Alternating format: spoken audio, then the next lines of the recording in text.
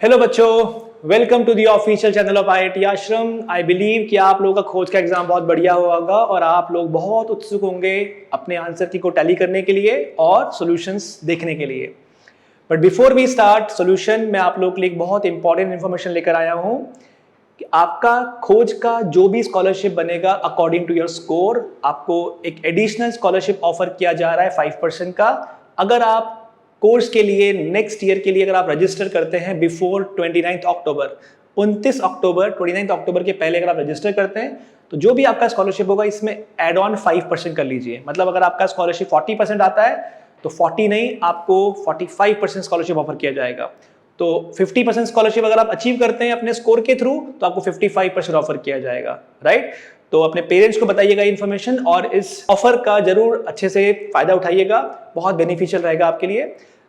Parents को ये information दीजिएगा सो दैट आप इसका बेनिफिट उठा पाए, राइट। तो let's start with video solution. आपको पता है कुछ क्वेश्चन जो थे वो टाइम कंज्यूमिंग थे, कुछ क्वेश्चन जो थे वो बहुत ही डायरेक्ट और शॉर्टकट बेस्ड थे। तो यहां हम बात करते हैं। सबसे पहला सवाल यहां पे दिया हुआ है 23x - 29y इज 98 एंड उसके बाद लिखा है 29x - 23y is 110। Then find the value of root over x square plus y square.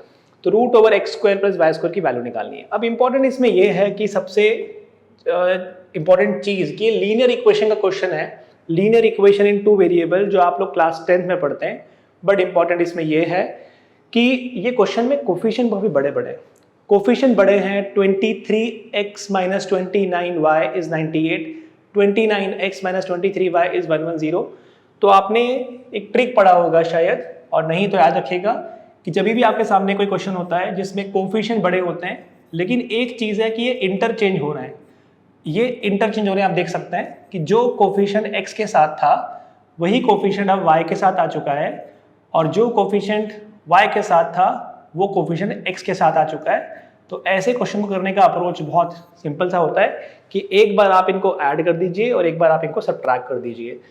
तो वो जो दो नई इक्वेशन आएगी वो बहुत इजीली सिंप्लीफाई हो जाएगी। देखिए ध्यान से, अगर आप इनको ऐड करते हैं, if you add both of them, अगर आपने इनको ऐड किया तो आपको मिलेगा 52x - 52y is equal to, if you add both of them तो आपको मिलेगा 208, जिसमें से अगर आप 52 कॉमन निकाल लेते हैं तो आपको मिलता है x - y is equal to 208 divide by 52 करेंगे तो आपको मिल जाएगा यहाँ पे 4। तो पहली इक्वेशन आपकी आ गई x - y equal to 4, right.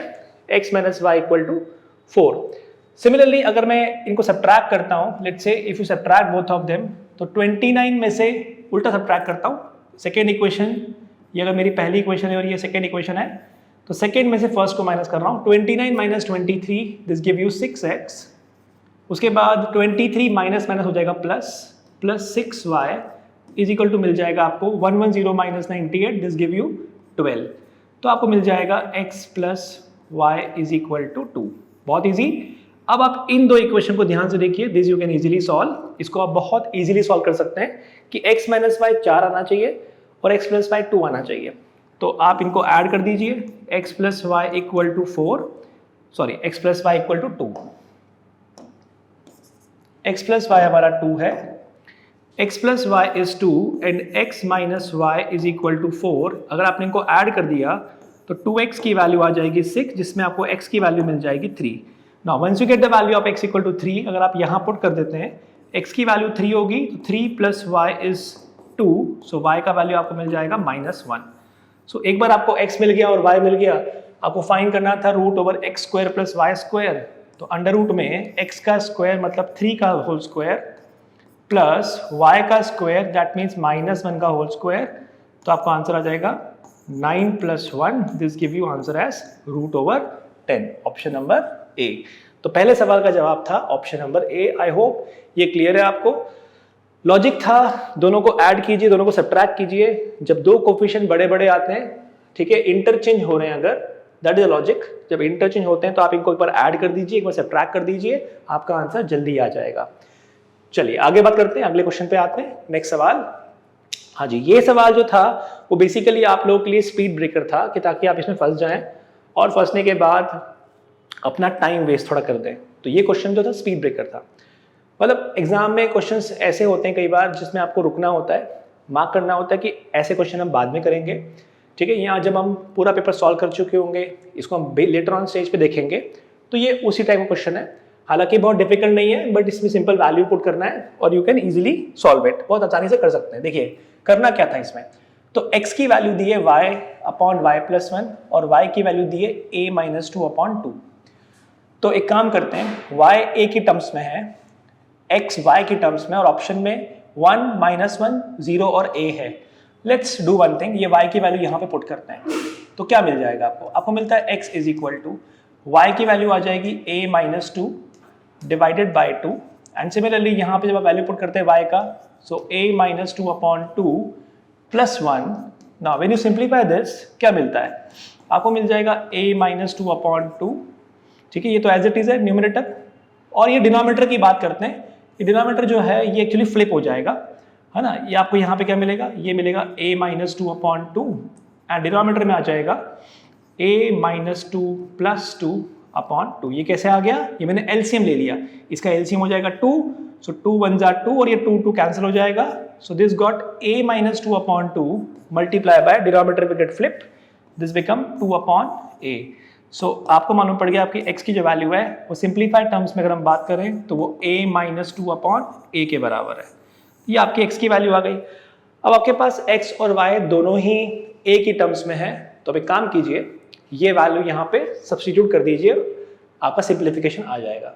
So x की जगह पे मैं पुट करता हूँ a minus 2 upon a, y की जगह पे मैं पुट करता हूँ, y मेरा कितना था, y की वैल्यू है a minus 2 upon 2 plus 2 plus x upon y।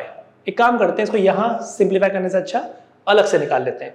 अब अगर मैं x अपॉन y की बात करता हूँ, बहुत ध्यान से देखिएगा बच्चों, x अपॉन y की अगर मैं बात करूंगा, सो x अपॉन y क्या बनेगा, केयरफुली देखिएगा। अगर मैं y की बात करता हूँ, x upon y I am calculating, so x की वैल्यू है a माइनस 2 अपॉन a और y की वैल्यू है a minus 2 upon 2, so you will get a minus 2 upon a, ये नीचे वाला डिनोमिनेटर फ्लिप हो जाएगा, that become 2 upon a minus 2, cancel out, you got x by y की value कितनी आएगी, 2 बाय a। तो I will do one thing, मैं ये वैल्यू जो है यहाँ पे सब्स्टिट्यूट कर देता हूँ, ये वैल्यू मैं यहाँ पे सब्स्टिट्यूट करता हूँ x अपॉन y की वैल्यू। सो x अपॉन y कितना आ गया मेरे पास, x अपॉन y का वैल्यू आ गया 2 अपॉन a, और साथ में कितना आ गया y बाय x हो जाएगा a upon 2। Very easy. Now let's take the LCM and simplify, so a minus 2 एक फैक्टर आ जाएगा, यहाँ पे जब आप सिंप्लीफाई करेंगे तो a माइनस 2 प्लस 4 अपॉन 2, मैंने एलसीएम ले लिया यहाँ पे, ये 2 मल्टीप्लाई हो जाएगा, प्लस ये आ जाएगा 2 by a plus a by 2। Now let's look carefully, ये आपको मिलेगा a minus 2 upon 2 multiply by, you will get a plus 2 upon, sorry this is a minus 2 by a, this is a minus 2 by a, this is a, this is a minus 2 by a, this is a minus 2 by a, and this is a minus 2 plus 4 become a plus 2 divide by 2। ठीक है बच्चों, ये दो factor अलग से आ गए। उसके बाद प्लस है मेरे पास 2 by a plus a by 2। Now I can simplify, मुझे दिख रहा है यहाँ पे कि ऊपर आ जाएगा a स्क्वायर माइनस 4 और नीचे आ जाएगा 2a plus, when I take the LCM is again 2a, I will get 4 plus a square, the LCM will be 2a, पूरे का LCM 2a बन जाएगा, that become what, a square minus 4 plus 4 plus a square। देखिए 4 से 4 cancel हो गया, आपको मिल गया 2a स्क्वायर अपॉन 2a, 2 से 2 कैंसिल हो गया, एक a से कैंसिल हो गया, आंसर इज फाइनली a। तो ऑप्शन कौन सा होगा आपका, ऑप्शन डी। ठीक है, तो ये अप्रोच है कि आपने सिंपल इसकी पहले वैल्यू टर्म्स में कन्वर्ट करी और कन्वर्ट करने के बाद आपने वैल्यू पुट किया। ठीक है, I hope that's okay, simplification clear है आपको। ये आगे चलते हैं, अगले क्वेश्चन पे आते हैं। बहुत ही आसान क्वेश्चन है ये, based on circle and circle की जो थ्योरम यहाँ यूज होने वाली है वो साइक्लिक होने वाली क्वाड्रेटिक की, साइक्लिक क्वाड्रिलेटरल। आपको पता है अगर एक साइक्लिक क्वाड्रिलेटरल होता है, बहुत ईजी क्वेश्चन था ये, तो लेट्स से अगर ये साइक्लिक क्वाड्रिलेटरल है ABCD, तो रूल कहता है कि angle A plus angle C will be equal to angle B plus angle D and will be equal to 180। Opposite angles are supplementary, opposite angle supplementary होते हैं। तो ये रूल यहाँ लगने वाला है। तो एक काम करता हूँ, मैं इस पूरे डायग्राम को फिर से यहाँ पे रीड्रॉ करता हूँ एंड फिर समझाने की कोशिश करता हूँ। देखिएगा, तो क्वेश्चन में दिया हुआ एक सर्कल है, ठीक है, उसके बाद आपको एक डायमीटर दी हुई है बिकॉज लिखा हुआ है O is the centre, then you have some certain points, okay let me remove it everything, okay let me draw the diagram again, okay. तो ये एक सर्कल है सबसे पहले, उसके बाद ये आपको दी हुई है डायमीटर, ठीक, ओहो सॉरी, ओके, ये आपको दिया हुआ है सर्कल, ठीक है। उसके बाद में यू हैव अ डायमीटर, आपको ये डायमीटर दिया हुआ है, then you have a chord here and this is like this, ऐसा ही है question. So this is C, this is D, this is A, this is O, this is B and this is E। हमें निकालना है ये बाहर वाला angle, ये एंगल हमको फाइंड करना है, ठीक है। उसके बाद ये सेंटर दिया हुआ है, इसको ज्वाइन कर दिया, और ये एंगल हमको दिया हुआ है, this is 40 degree, this is 40 and this angle is given to me as 150, ये एंगल दिया है 150 डिग्री। तो बच्चों इसमें अगर आप साइक्लिक लगाते हैं कोऑर्डिनेटर की प्रॉपर्टी और आप लगाते हैं अगर आइसोसेलेस ट्रायंगल, तो भी आपका आंसर आ जाता है। और अगर आप ये प्रॉपर्टी लगाते हैं कि angle made by an arc at the centre is twice of the angle subtended bye it at any point on circle, अगर ये एंगल थीटा होता है, ये एंगल 2 थीटा होता है, इस प्रॉपर्टी से भी क्वेश्चन को सॉल्व कर सकते हैं। मैं दोनों दिखाता हूँ आपको, ध्यान से देखिएगा। सबसे पहले अगर मैं बात करता हूँ लेट्स से इस क्वेश्चन की, तो ये एंगल अगर 150 है, ये अगर 150 है, तो मुझे पता है ये एंगल कितना बचेगा, ये लीनियर पेयर की प्रॉपर्टी से बचेगा 30 डिग्री, 30 डिग्री बचने वाला है। अब आपको पता है कि O अगर सेंटर है तो ये रेडियस होगा और ये भी रेडियस होगा। अगर ये दोनों रेडियस है बच्चों, तो आपको पता है ये ट्राइंगल तो बना आइसोसेलेस, ये ट्राइंगल बना आइसोसेलेस, और यहाँ पे एक लाइन बनी हुई है ये वाली। तो क्लियरली मालूम पड़ रहा है कि अगर ये एंगल 30 है, ठीक है, तो ये कितना एंगल होगा, ये एंगल होगा इक्वल, क्योंकि ये ट्राइंगल OD जो है वो रेडियस है और OB भी रेडियस है। So this triangle is an isosceles triangle, right. तो ये कितना एंगल आ जाएगा, दिस विल बी 75 डिग्री, ये एंगल 75 होगा, ठीक है। आई होप ये क्लियर हुआ, बिकॉज 30 के अंदर दो इक्वल एंगल ऐड करेंगे 2x, ये आना चाहिए 180, तो x की वैल्यू 75 आती है। अब ध्यान से देखिए कि ये एंगल भी 75 होगा, ठीक है। अब हमको जो एंगल निकालना है वो ये निकालना है। अब अगर इस बात करता हूँ क्वाड्रिलेटरल की, late me have a different colour, let's say अगर मैं ये बात करता हूँ क्वाड्रिलेटरल की, दिस वन, अगर आप ये क्वाड्रिलेटरल ध्यान से देखें, ये साइक्लिक है, तो अगर ये एंगल 40 है, तो बच्चों ये पूरा एंगल जो होना चाहिए था ये 140 होना चाहिए था। अगर ये 140 है तो ये कितना बचता, ये एंगल बचता 40, सही है, क्योंकि ये एंगल 40 है, ये एंगल 140 बचेगा। रीजन बीइंग ये साइक्लिक क्वाड्रिलेटरल है, तो 140 के बाद यहाँ से जो एंगल बचेगा 40 बचेगा। अब ध्यान से देखिए, एक ट्रायंगल बन रहा है ऐसा कुछ, जिसमें ये पॉइंट D है, ये पॉइंट E है, ये पॉइंट B है, और ये एक स्ट्रेट लाइन है। देखिए ये एंगल 75 है, यस, ये एंगल आपका 40 आ रहा है, सॉरी, ये एंगल आपका 40 आ रहा है। अब ध्यान से देखिए, अगर ये 75 और ये 40 और ये एंगल की बात करते हैं, तो एक्सटीरियर एंगल की प्रॉपर्टी हो गई। एक्सटीरियर एंगल जो होता है वो बाकी के सम के बराबर होता है। तो 40 के अंदर मैं क्या ऐड करूं ताकि 75 आए, तो मेरा आंसर आ जाएगा 75 minus 40, this give you answer as 35 degree. तो ऑप्शन कौन सा हो जाएगा, ऑप्शन नंबर C। तो लॉजिक बहुत सिंपल सा है कि यहाँ पे मैंने सिंपल ये यूज किया कि साइक्लिक कोऑर्डिनेटर के अंदर अपोजिट का सम 180 होता है, ये 40 तो ये 140, उसके बाद बचा एंगल 40, ठीक है, ये एंगल 40 बचा। अब ये एंगल 30 होगा तो 75 हो जाएंगे, तो ये 75 से मुझे ये मालूम पड़ गया कि ये एंगल 75 है, और फिर मैंने यूज कर लिया एक्सटीरियर एंगल प्रॉपर्टी। आई होप ये क्वेश्चन क्लियर है। अच्छा, एक चीज और, ये जो एंगल 75 निकाला, अगर आपको ऐसे नहीं निकालना तो आपके पास एक ऑप्शन और भी था कि आप ये देखते बच्चों कि एक सर्कल ये है आपके पास, ठीक है, उसके बाद एक आपकी ये कॉर्ड दी हुई है ऐसे, और ये सेंटर है, ठीक है, उसके बाद then you have this line, ठीक है। अब ध्यान से देखिए, ये एंगल 150 है, ये एंगल 150 है, ये एंगल आपका 40 है, दिस एंगल इज 40, ये एंगल आपका 40 है। ये कंफर्म हो गया कि अगर ये एंगल 40 है और ये लाइन अगर ज्वाइन करी हुई है, this complete angle will be 140, ये पूरा एंगल 140 होगा। जिससे क्लियरली मालूम पड़ जाएगा ये एंगल कितना होगा, 40 होगा। अब ध्यान से देखिएगा, ये एक आर्क है, कौन सी वाली, ये वाली, ये एक आर्क है, ये एक आर्क है जो सेंटर पे बनाती है 150। अगर सेंटर पे बनाएगी 150 तो यही आर्क यहाँ जो बनाएगी वो कितना बनाएगी, हाफ ऑफ इट, यानी कितना, 75। अगर आप ये देख पाते हैं डायग्राम में कि ये एक आर्क है जो सेंटर पे बनाती है 150, तो कहीं और पॉइंट पे कहाँ बनाएगी, मतलब इन दोनों पॉइंट से आने वाला कोई भी एंगल जो होगा वो इसका हाफ होना चाहिए था। अब वो चाहे यहाँ बने चाहे वो यहाँ बने, ठीक है। तो ये एंगल 75 होगा। Now once you get 75, 40, clearly कितना दिख जाएगा, 35 डिग्री। ठीक है बच्चों, आई होप ये क्लियर है, इतना आसानी से आ गया आपका आंसर ऑप्शन नंबर सी। चलिए आगे आते हैं, अगले क्वेश्चन पे चलते हैं। Question number 4, you have x square plus Y square equal to 2√2x plus 4√2y minus 10, then the value of x upon y। Guys ये जो क्वेश्चन है, ये क्वेश्चन बहुत ही बेसिक अलजेब्रा के एक सिंपल से कंसेप्ट पे बेस्ड है। इसमें आपको बनाना पड़ेगा परफेक्ट स्क्वायर, ठीक है। तो हम कैसे सॉल्व करेंगे वो देखते हैं। क्वेश्चन बहुत आसान है, लेकिन इसका अगर अप्रोच पता है तो आप फटाफट कर पाएंगे।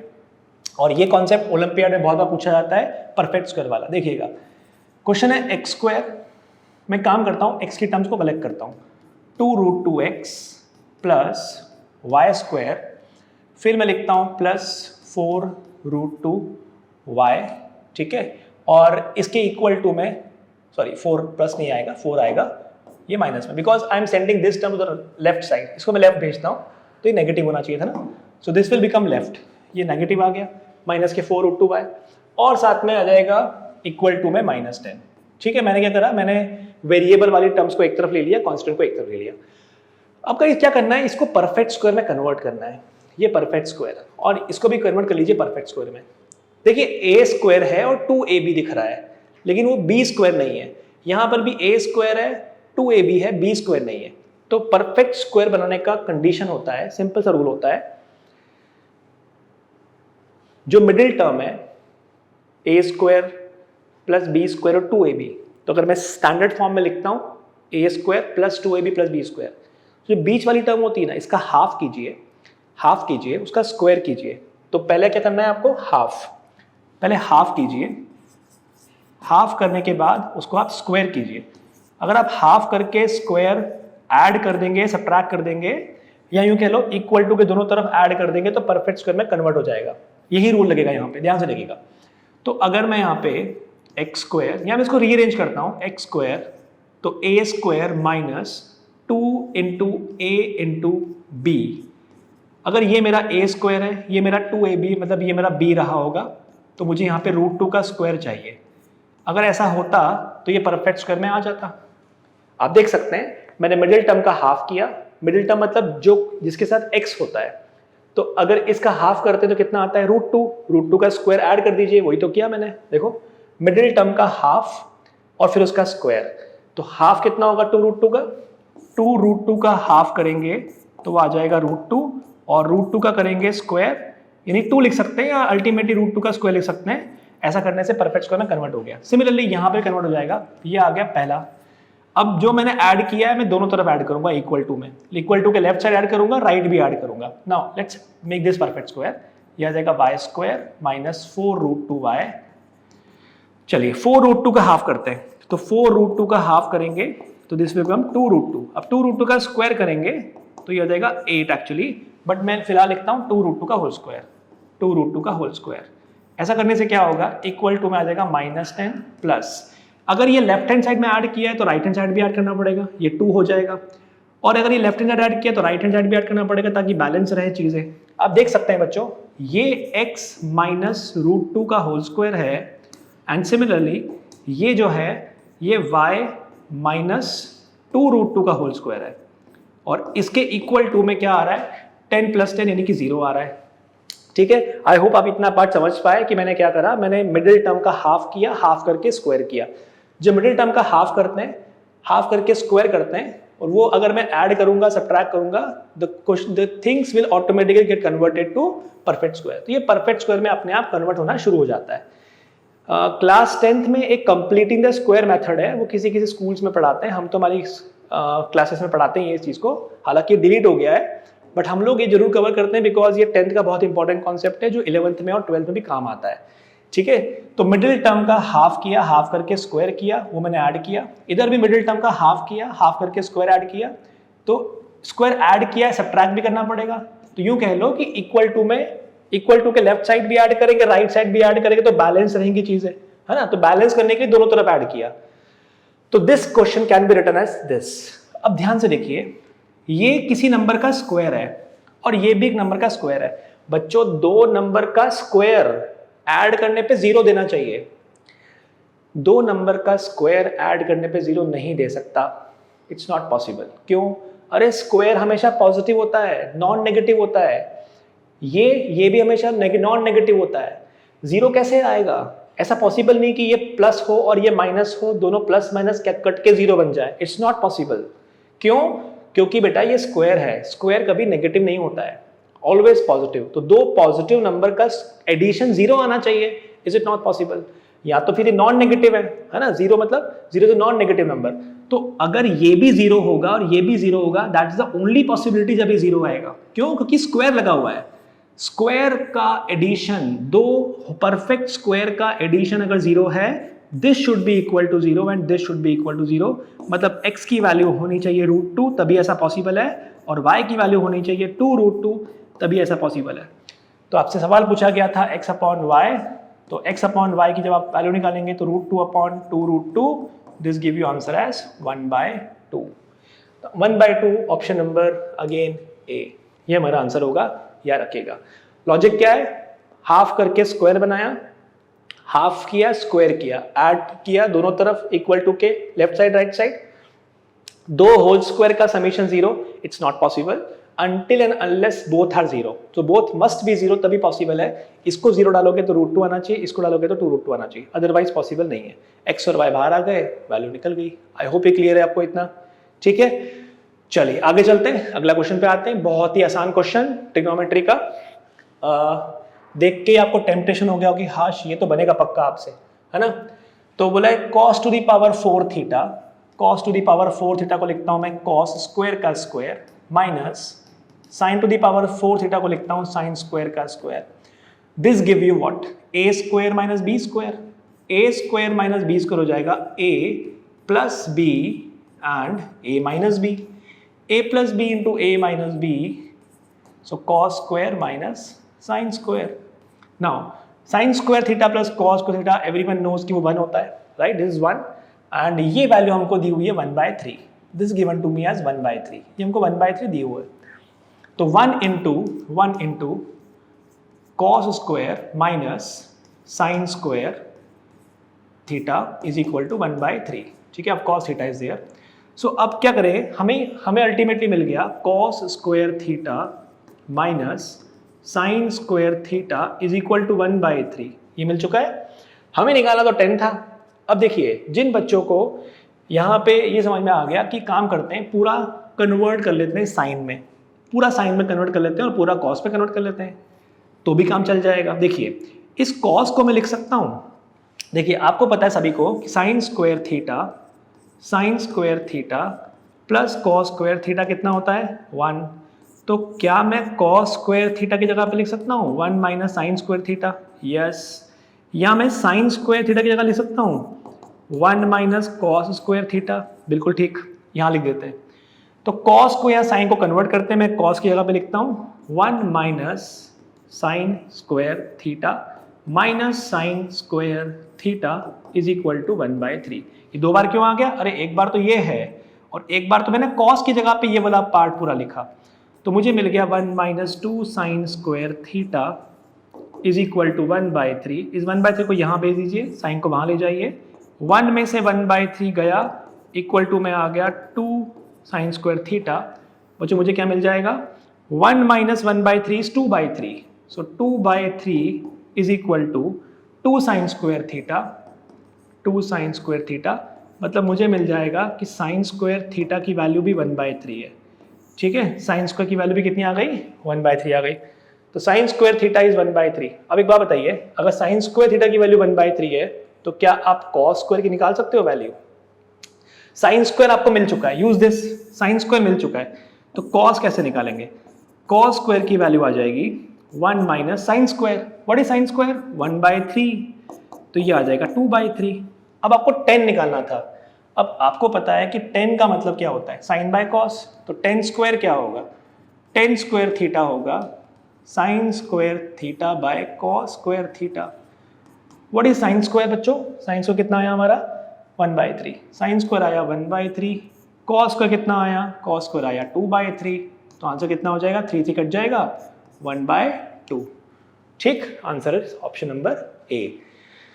तो इस तरीके से क्वेश्चन सॉल्व होगा, बहुत ही आसान क्वेश्चन था ये, आई थिंक आप लोगों से जरूर बना होगा। थोड़ा सा मैनिपुलेशन था ट्रिग्नोमेट्री का, इसमें a स्क्वायर b स्क्वायर लगाया, ये वैल्यू बन गई, उसके बाद 1/3 था, देन उसके बाद मैंने पूरा साइन में कन्वर्ट कर दिया, और एक बार साइन की वैल्यू आ गई फिर मैंने कॉस की वैल्यू फाइंड कर ली, and when I get sine and cos उसके बाद मैं 10 निकाल लूंगा, है ना। इसमें और भी तरीके थे आपके पास निकालने के, बट ये आई थिंक ये वाला तरीका बढ़िया है।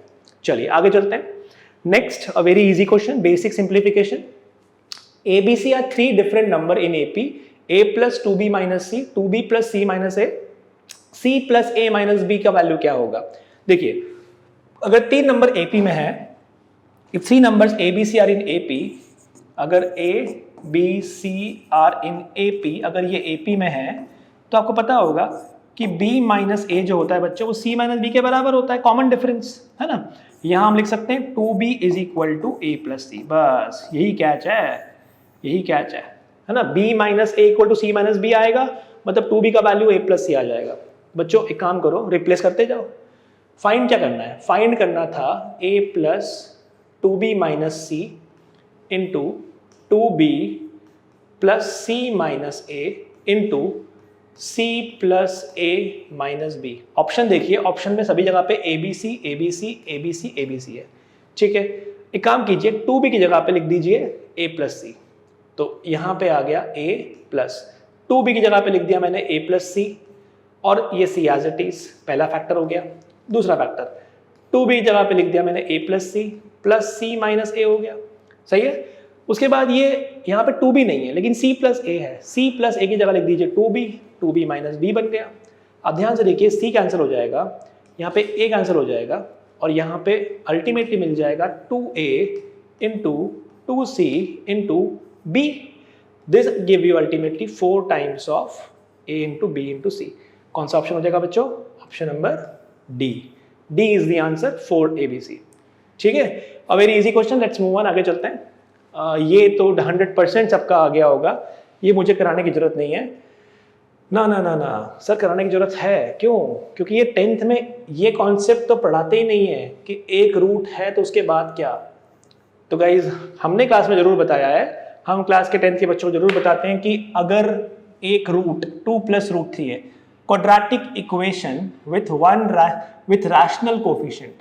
बच्चों अगर कोई क्वाड्रेटिक इक्वेशन है ax square plus bx plus c equal to 0, बच्चों अगर a b c rational number होते हैं, अगर a b c बच्चों रैशनल नंबर है ना, तो एक रूल होता है कि अगर अल्फा की value p plus root Q है, बच्चों याद रखिएगा, अगर एक क्वाड्रेटिक जिसमें रैशनल कोफिशिएंट है, मतलब p बाई क्यू फॉर्म में, रूट वूट नहीं है, ऑलरेडी ABC में रूट नहीं है, नॉर्मल नंबर है, 3 4 5 10 1/2 3/4 7/5 पॉइंट टू कुछ भी चलेगा, रूट नहीं चलेगा। अगर आपका ABC रैशनल नंबर है बेटा, अगर अल्फा की value p plus root q होती है ना, तो बीटा बताने की जरूरत नहीं है, समझदार को इशारा काफी है। अगर अल्फा की value p plus root Q है तो बीटा की वैल्यू होगी p माइनस रूट क्यू। ये रूल होता है, इट्स अ रूल। अल्फा की value p plus root Q, beta की value p minus root Q. इसको क्या बोलते हैं, इसको बोलते हैं कॉन्जुगेट। ठीक है, जो रूट्स होते हैं they exist in conjugate pair, roots conjugate pair में होते हैं। कॉन्जुगेट पेयर क्या होता है, 2 plus root 3 2 minus root 3। 9th class में आपने करा होगा ना रैशनलाइजेशन, रैशनलाइजेशन में जब मल्टीप्लाई करते हो उसको कॉन्जुगेट बोलते हैं। तो बच्चों क्वेश्चन सॉल्व हो गया। फिर तो क्वेश्चन में दिया हुआ है अल्फा की वैल्यू 2 प्लस रूट 3, समझदार को इशारा काफ़ी है, तो बीटा की वैल्यू होगी 2 माइनस रूट 3। इसका मतलब है अल्फा प्लस बीटा की वैल्यू क्या हो जाएगी, अल्फा प्लस बीटा यानी सम ऑफ रूट्स हो जाएगा 4, एंड अल्फा इंटू बीटा निकालोगे, इन्हीं को मल्टीप्लाई करोगे तो a plus b into a minus b. जब आप a प्लस बी का मल्टीप्लाई a माइनस बी में करोगे तो आपको मिलेगा a square minus b square, जिससे आपका आंसर आ जाएगा 1, राइट। तो आपको क्वाड्रेटिक इक्वेशन ढूंढनी है। वो क्या होता है? वो फॉर्मूला होता है x square minus sum of zeros sum of roots into x plus product is equal to 0, है ना। पॉलिनोमियल नहीं है, पॉलिनोमियल होता है तो के लगाते हैं, पॉलिनोमियल होता है तो के लगाना सीखा होगा आपने कि के लगाना होता है, के लगाने के बाद लिखते हैं, है ना। लेकिन ये इक्वेशन इक्वल टू में 0 होता है इसमें, तो आपका आंसर आ जाएगा एक्स स्क्वायर माइनस सम कितना आ रहा है 4 इंटू एक्स, कितना आ रहा है product plus 1 is equal to 0। So x square minus 4x plus 1 plus x square minus 4x plus 1, option number b, ये आपका जवाब होगा। ठीक है बच्चों, तो इस तरीके से क्वेश्चन सॉल्व होगा, दैट इज अ रूल, याद रखिएगा। चलिए आगे चलते हैं। sec x plus cos x की वैल्यू अगर 2 है, sec x plus cos x की वैल्यू 2 है, तो value of sec to the power 6x plus cos to the power 6x क्या होगी? देखिए इतना तो पता है sec और cos एक दूसरे के उल्टे होते हैं, रेसिप्रोकल होते हैं। अगर मैं sec x की बात करता हूं और cos की बात करता हूं, दे आर रेसिप्रोकल, ये एक दूसरे के उल्टे हैं। तो अगर मैं ऐसा बोलूं कि cos की वैल्यू, cos x को अगर मैं k मान लेता हूं बच्चों, तो आपको पता है कि sec x की वैल्यू क्या होगी? sec x की वैल्यू 1/k होगी, बिकॉज ये रेसिप्रोकल्स होते हैं, है ना। ये पता ही होगा आपको कि cos और sec रेसिप्रोकल्स हैं, है ना। बिकॉज मैं 1/cos को क्या लिखूंगा? 1/cos is sec। ठीक है बच्चों, तो एक्चुअली क्वेश्चन कन्वर्ट हो गया, इसकी जगह पे आ जाएगा k और इसकी जगह पे आ जाएगा 1/k, तो k प्लस 1/k कितना हो गया बच्चों? 2 हो गया। ठीक है, अब मैंने ऐसा क्यों करा? अगर मैं ऐसा नहीं करता, मैं बिना k के भी कर सकता था, हम विदाउट k भी कर सकते हैं। लेट्स से अगर मैं k नहीं एज्यूम करता तो मुझे sec और cos में डील करना होता, sec और cos में डील करता। देखो ध्यान से क्या हो जाएगा, इससे मैंने एलसीएम लिया तो मुझे मिलेगा k square plus 1 is equal to, ये k डिनोमिनेटर वाला वहां चले जाएगा राइट साइड, तो 2k हो जाएगा, that become k square minus 2k plus 1 equal to 0। बेटा ये तो होल स्क्वायर आ गया, तो k माइनस 1 का होल स्क्वायर इक्वल टू 0, तो k माइनस 1 स्क्वायर रूट निकालो, इक्वल टू आ जाएगा 0। हालांकि प्लस माइनस लिखते हैं, बट 0 के अंदर प्लस माइनस का कोई सेंस नहीं होता, दैट्स वाई 0 ही आएगा। तो k का वैल्यू कितना हो गया? 1। k कौन था? k तो आपका cos था, यानी cos x की वैल्यू अगर 1 है बच्चों, cos x की वैल्यू अगर 1 है, इसका मतलब है sec जो होगा इसका उल्टा, sec x की वैल्यू भी 1 होगी, तो बस यहाँ डाल दीजिए sec की पावर 6 है और cos की पावर भी 6 है, यानी 1 + 1, answer is 2, option number c. Sir k नहीं लेते तो कोई बात नहीं, अब k मत लो, मैंने सिंप्लीफिकेशन के लिए लिया। आप एक काम करो, k मत लो, चलो k अच्छा नहीं लग रहा, कोई टेंशन नहीं है, जो पसंद ना आए उसको नहीं लेने का। तो अगर मैं बात करता हूँ sec को, देखो बच्चों sec को लिखता हूँ 1 cos x plus cos x is equal to 1। ठीक है, चलेगा, इक्वल टू 2, सॉरी नॉट 1, 2। अब यहाँ पे एलसीएम हो जाएगा 1 plus cos square x is equal to 2 cos x। सब कुछ लेफ्ट ले आओ, आपको मिल गया cos square x minus 2 cos x plus 1 is equal to 0। बच्चों ये तो परफेक्ट स्क्वायर आ गया, देखो a square minus 2ab plus b square, तो ये a square minus 2ab plus b square, आप ध्यान से देखिए ये a माइनस b का होल स्क्वायर बन गया। ठीक है, इसका मतलब है cos x माइनस 1 की वैल्यू 0 आ गई, मतलब cos x की वैल्यू 1 आ गई। मैंने वही किया बच्चों, मैंने यहाँ पे k ले लिया था ताकि बार बार cos sec लिखना ना पड़े, cos और sec लिखना ना पड़े। ठीक है, तो अगर आपको ऐसे नहीं पसंद आया या ऐसा कंफर्टेबल नहीं है तो आप क्या कर सकते हैं, डायरेक्टली कर सकते हैं सॉल्व, लेकिन आपको दिखना चाहिए कि ये जो चीज़ है ये परफेक्ट स्क्वायर बन रही है, ये इंपॉर्टेंट है, ये दिखना चाहिए आपको that this part is a perfect square, है ना। a square minus 2ab plus b square, तो ये तो x माइनस 1 या k माइनस 1 का होल स्क्वायर है। तो चलिए आगे चलते हैं, अगले क्वेश्चन पे आते हैं। बहुत ही आसान क्वेश्चन, आई थिंक ये बना होगा आपसे। If the square difference, square difference का मतलब होता है square of the difference. If the square difference of zeros of the quadratic polynomial is equal to 144, the value of p is, अगर alpha और बीटा जीरोस हैं बच्चों, तो अल्फा माइनस बीटा का होल स्क्वायर, ये आपको गिवन है 144, ये आपको गिवन है 144। बोला अगर ऐसा है तो बताइए p का वैल्यू क्या होगा। p की वैल्यू ढूंढनी है, और आप देख सकते हैं क्वाड्रेटिक पॉलिनोमियल के अंदर अगर आप देखें तो अल्फा प्लस बीटा की वैल्यू कितनी है, -b/a, है ना, फॉर्मूला क्या होता है माइनस के b बाय ए, और अल्फा इंटू बीटा कितना होता है c by A, alpha into beta is c by A and alpha plus beta is equal to minus b by A. तो माइनस ऑफ b यानी माइनस p अपॉन a तो हमारा 1 था, और alpha into beta कितना है, alpha into beta हमारा 45 है, c by A, sorry c by A, तो ये आपका आ गया 45। ठीक है बच्चों, अब ध्यान से देखिएगा, अब ये लिंक करना है आपको कि अब इसको सॉल्व कैसे करें। ठीक है, अब अगर आप इसमें इसका होल स्क्वायर को देख के रूट लगा दोगे तो रूट लगाने का थोड़ा सा फंस जाओगे। आप ये फॉर्मूला याद रखिएगा, ये हम क्लास में बच्चों को बार बार बोलते हैं कि अल्फा प्लस बीटा का whole square minus alpha minus beta का whole square is equal to क्या होता है, that is equal to 4ab। ठीक है, एक काम करता हूँ मैं इसको जनरेट करके दिखा देता हूँ आपको कि हाउ टू जनरेट इट, और इजीली तरीके से समझाता हूँ। अगर आपको फॉर्मूला नहीं भी याद है तो भी आप इस चीज़ को लिंक कर पाओगे, बहुत ध्यान से देखिएगा। देखिए अल्फा माइनस बीटा का होल स्क्वायर, ठीक है, इसका फॉर्मूला होता है alpha square plus beta square minus के 2 अल्फा बीटा। अब इसकी बात करते हैं।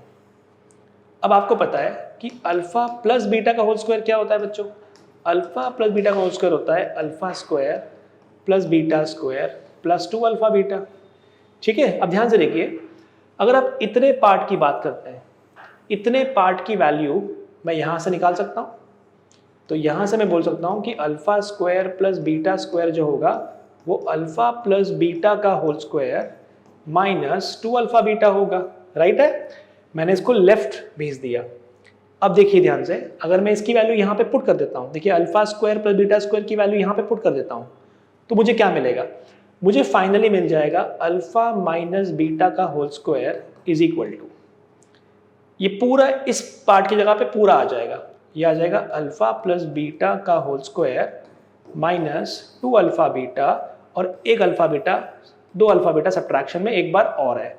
ठीक है, तो आपको फॉर्मूला अल्टीमेटली क्या मिल गया, अल्फा माइनस बीटा का whole square is equal to alpha plus beta का whole square minus 4 alpha beta. ठीक है बच्चों, अब इसमें आपको काफ़ी कुछ वैल्यू पता है, डायरेक्टली वैल्यू पुट करके आप सॉल्व कर लीजिए। हम बच्चों को क्लास में याद करवा देते हैं इस चीज़ को, ये फॉर्मूला बताया जाता है क्लास के अंदर, जब हम पॉलिनोमियल का चैप्टर पढ़ाते हैं हम इस चीज़ को बच्चों को याद करवा देते हैं कि आपको ये फॉर्मूला याद रखना है। ये फॉर्मूले का डेरिवेशन हम करवाते हैं, और उसके बाद पॉलिनोमियल के चैप्टर में ये जो अल्फा बीटा वाले क्वेश्चन पूछे जाते हैं, इसमें आपको 2 चीज़ें बहुत इंपॉर्टेंट होती है, मैं आपको लिख देता हूँ, ये आपकी बोर्ड के एग्जाम के पॉइंट ऑफ व्यू से भी आपको हेल्प करेगा। कौन सी चीज़ें काम की, कौन से 2 कॉन्सेप्ट काम के, तो बच्चों कंसेप्ट काम का आपका ये है कि आप याद रखिएगा, सबसे पहला तो alpha plus beta whole square is equal to alpha plus beta का whole square minus 2 alpha beta होता है, a very important formula first one. And second याद रखिएगा कि अल्फा प्लस बीटा का whole square minus alpha minus beta का whole square is equal to 4 alpha beta होता है। ठीक है, इसको आप रीअरेंज भी करके लिखवाया जाता है क्लास के अंदर, बट ये याद रखिएगा, मतलब हम क्लास में कई बार ये भी इसको बोल देते हैं कि यहाँ लगा लीजिए इक्वल टू, यहाँ लगा लीजिए इक्वल टू, यहाँ लगा लीजिए प्लस। ठीक है, एक ही बात है, ये दोनों एक ही चीज़ है। अब देखिए पूरा क्वेश्चन क्लियर है आपके सामने, अल्फा प्लस बीटा की जगह पे माइनस पी आ जाएगा, तो माइनस पी का whole square, alpha minus beta का होल स्क्वायर 144 दिया हुआ है, प्लस और 4 अल्फा बीटा यानी 4 इंटू अल्फा बीटा कितना था बेटा 45 पुट कर दीजिए, तो आपको मिल जाएगा 144 plus 180, this give you 4, this give you 2, this give you 3, है ना, 324 आता है ना, 324, तो पी स्क्वायर की वैल्यू कितनी आ गई 324, तो पी कितना आ जाएगा, पी आ जाएगा प्लस माइनस 18, पी का वैल्यू आ गया प्लस माइनस 18, लेकिन हमारे ऑप्शन में माइनस 18 नहीं है, प्लस वाला ऑप्शन है, that's why option number b. ये इंपॉर्टेंट रूल है, मतलब हम अगर IIT असम के बच्चे की बात करता हूँ तो IIT असम का बच्चा डायरेक्टली ये सब नहीं करेगा, वो सीधे यहाँ पे जंप करना चाहिए, वो यहाँ जंप करेगा, सीधे पता है कि alpha plus beta minus P, ये कितना दिया है 144, ये कितना दिया है, यानी ये 3 स्टेप में आंसर आएगा आपका। ये तो एक्सप्लेन करना पड़ रहा है हमको, तो पूरा लिखना पड़ता है, अदरवाइज तो ये क्वेश्चन बहुत ही आसान है। ठीक है, याद रखिएगा। चलिए आगे चलते हैं, आगे बात करते हैं, अगले क्वेश्चन पे आते हैं। अगला सवाल, the HCF of 2 polynomials is x square minus 1 and their LCM is x to the power 4 minus 10x square plus 9 if one of the polynomial is x cube minus 3x square minus x plus 3 find the other. अरे बाप रे भाई, हमने ये rule पढ़ा था, याद कीजिए, रियल नंबर के चैप्टर में n1 n2 जो होता है बच्चों वो होता है LCM इंटू HCF। दो नंबर का मल्टीप्लिकेशन उनके HCF और LCM के मल्टीप्लाई के बराबर होता है। तो ये पॉलिनोमियल पे भी लग सकता है, बिल्कुल लग सकता है, लेकिन हमको लगाना नहीं है ये। अगर आप ये लगाने बैठोगे ये तो बहुत लंबा क्वेश्चन हो जाएगा, क्योंकि पॉलिनोमियल बड़े बड़े दिए हुए हैं। एक पॉलिनोमियल ये है, यानी n1 की जगह पे ये आएगा। दूसरा पॉलिनोमियल ढूंढना है LCM इतना बड़ा डिग्री 4 का दिया हुआ है, ये रखोगे यहाँ पे, HCF रखोगे, ये नहीं करना है। इस क्वेश्चन को करने का ये अप्रोच नहीं था, इसको क्वेश्चन का अप्रोच बहुत सिंपल था। सुनिए ध्यान से, एक्स स्क्वायर माइनस 1 HCF है, इसका मतलब है polynomial number 1 x square minus 1 से डिविजिबल है, divisible by x square minus 1, और पॉलिनोमियल नंबर 2 जो है वो भी एक्स स्क्वायर माइनस 1 से डिविजिबल है। तो polynomial number 1 and polynomial number 2 both are divisible by x square minus 1 because the definition of HCF says the largest number which can divide the given number.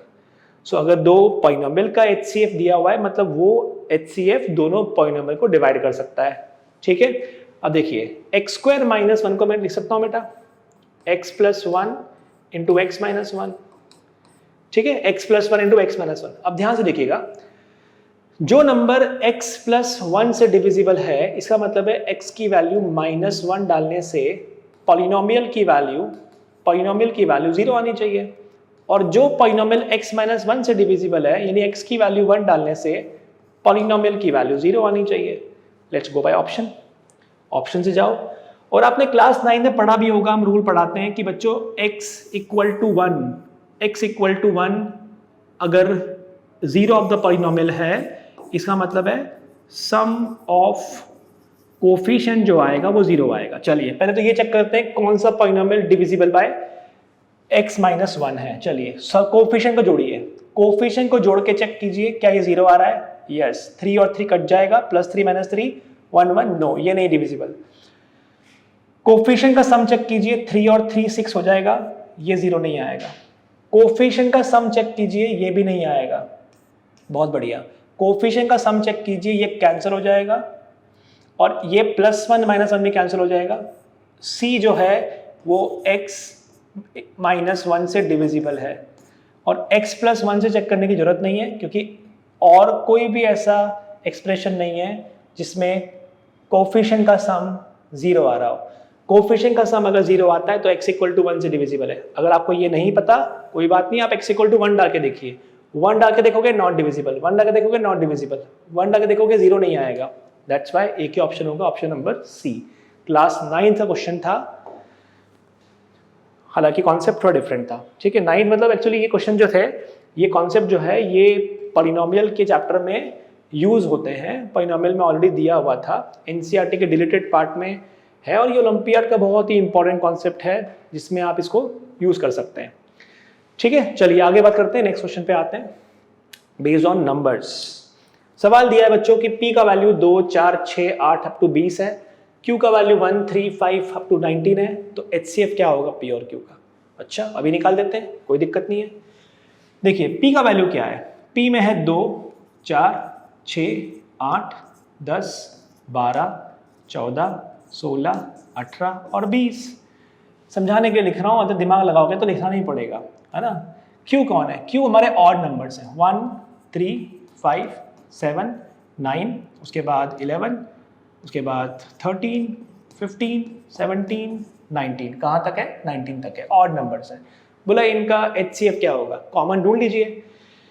देखिए एक चीज तो confirm है, इधर भी 7 आ रहा है और इधर भी 7 आएगा, 7 तो आना चाहिए, यानी ये ऑप्शन रूल्ड आउट, ये ऑप्शन रूल्ड आउट, ये ऑप्शन बनेगा नहीं। अब वो दो ऑप्शन बचते हैं। अब 5 इधर दोनों में 7 एक एक बार है, बिल्कुल सही। 5 एक बार है कि 2 बार है वो चेक कर लेते हैं। देखिए इधर 5 कहाँ पर है, इधर 5 हमारा कहाँ पर है, इधर 5 है 10 में और इधर 5 है 20 में। इसमें 5 आएगा, इसमें 5 आएगा, 2 बार 5 आएगा। इधर कितनी बार आएगा, इधर भी एक बार है, इधर भी एक बार है। और कहीं 5 है? 5 किसी में है? किसी का फैक्टर है? नहीं। 5 2 बार आएगा, 5 2 बार आएगा, तो 5 होना चाहिए 2 बार। ये दोनों ऑप्शन रूल्ड आउट हो चुके हैं बिकॉज 7 मिसिंग है। यहाँ पे 7 है लेकिन 5 2 बार चाहिए। ऑप्शन नंबर कौन सा होगा? सी। Solve it. ठीक है, पूरा निकालने की जरूरत नहीं है, पूरा निकालोगे तो ऑफकोर्स आप निकाल ही पाएंगे कौन से नंबर कितनी बार कॉमन है, इस तरीके से निकालना था। ठीक है बच्चों, चलिए आगे चलते हैं, अगला क्वेश्चन पे आते हैं। Again based on numbers.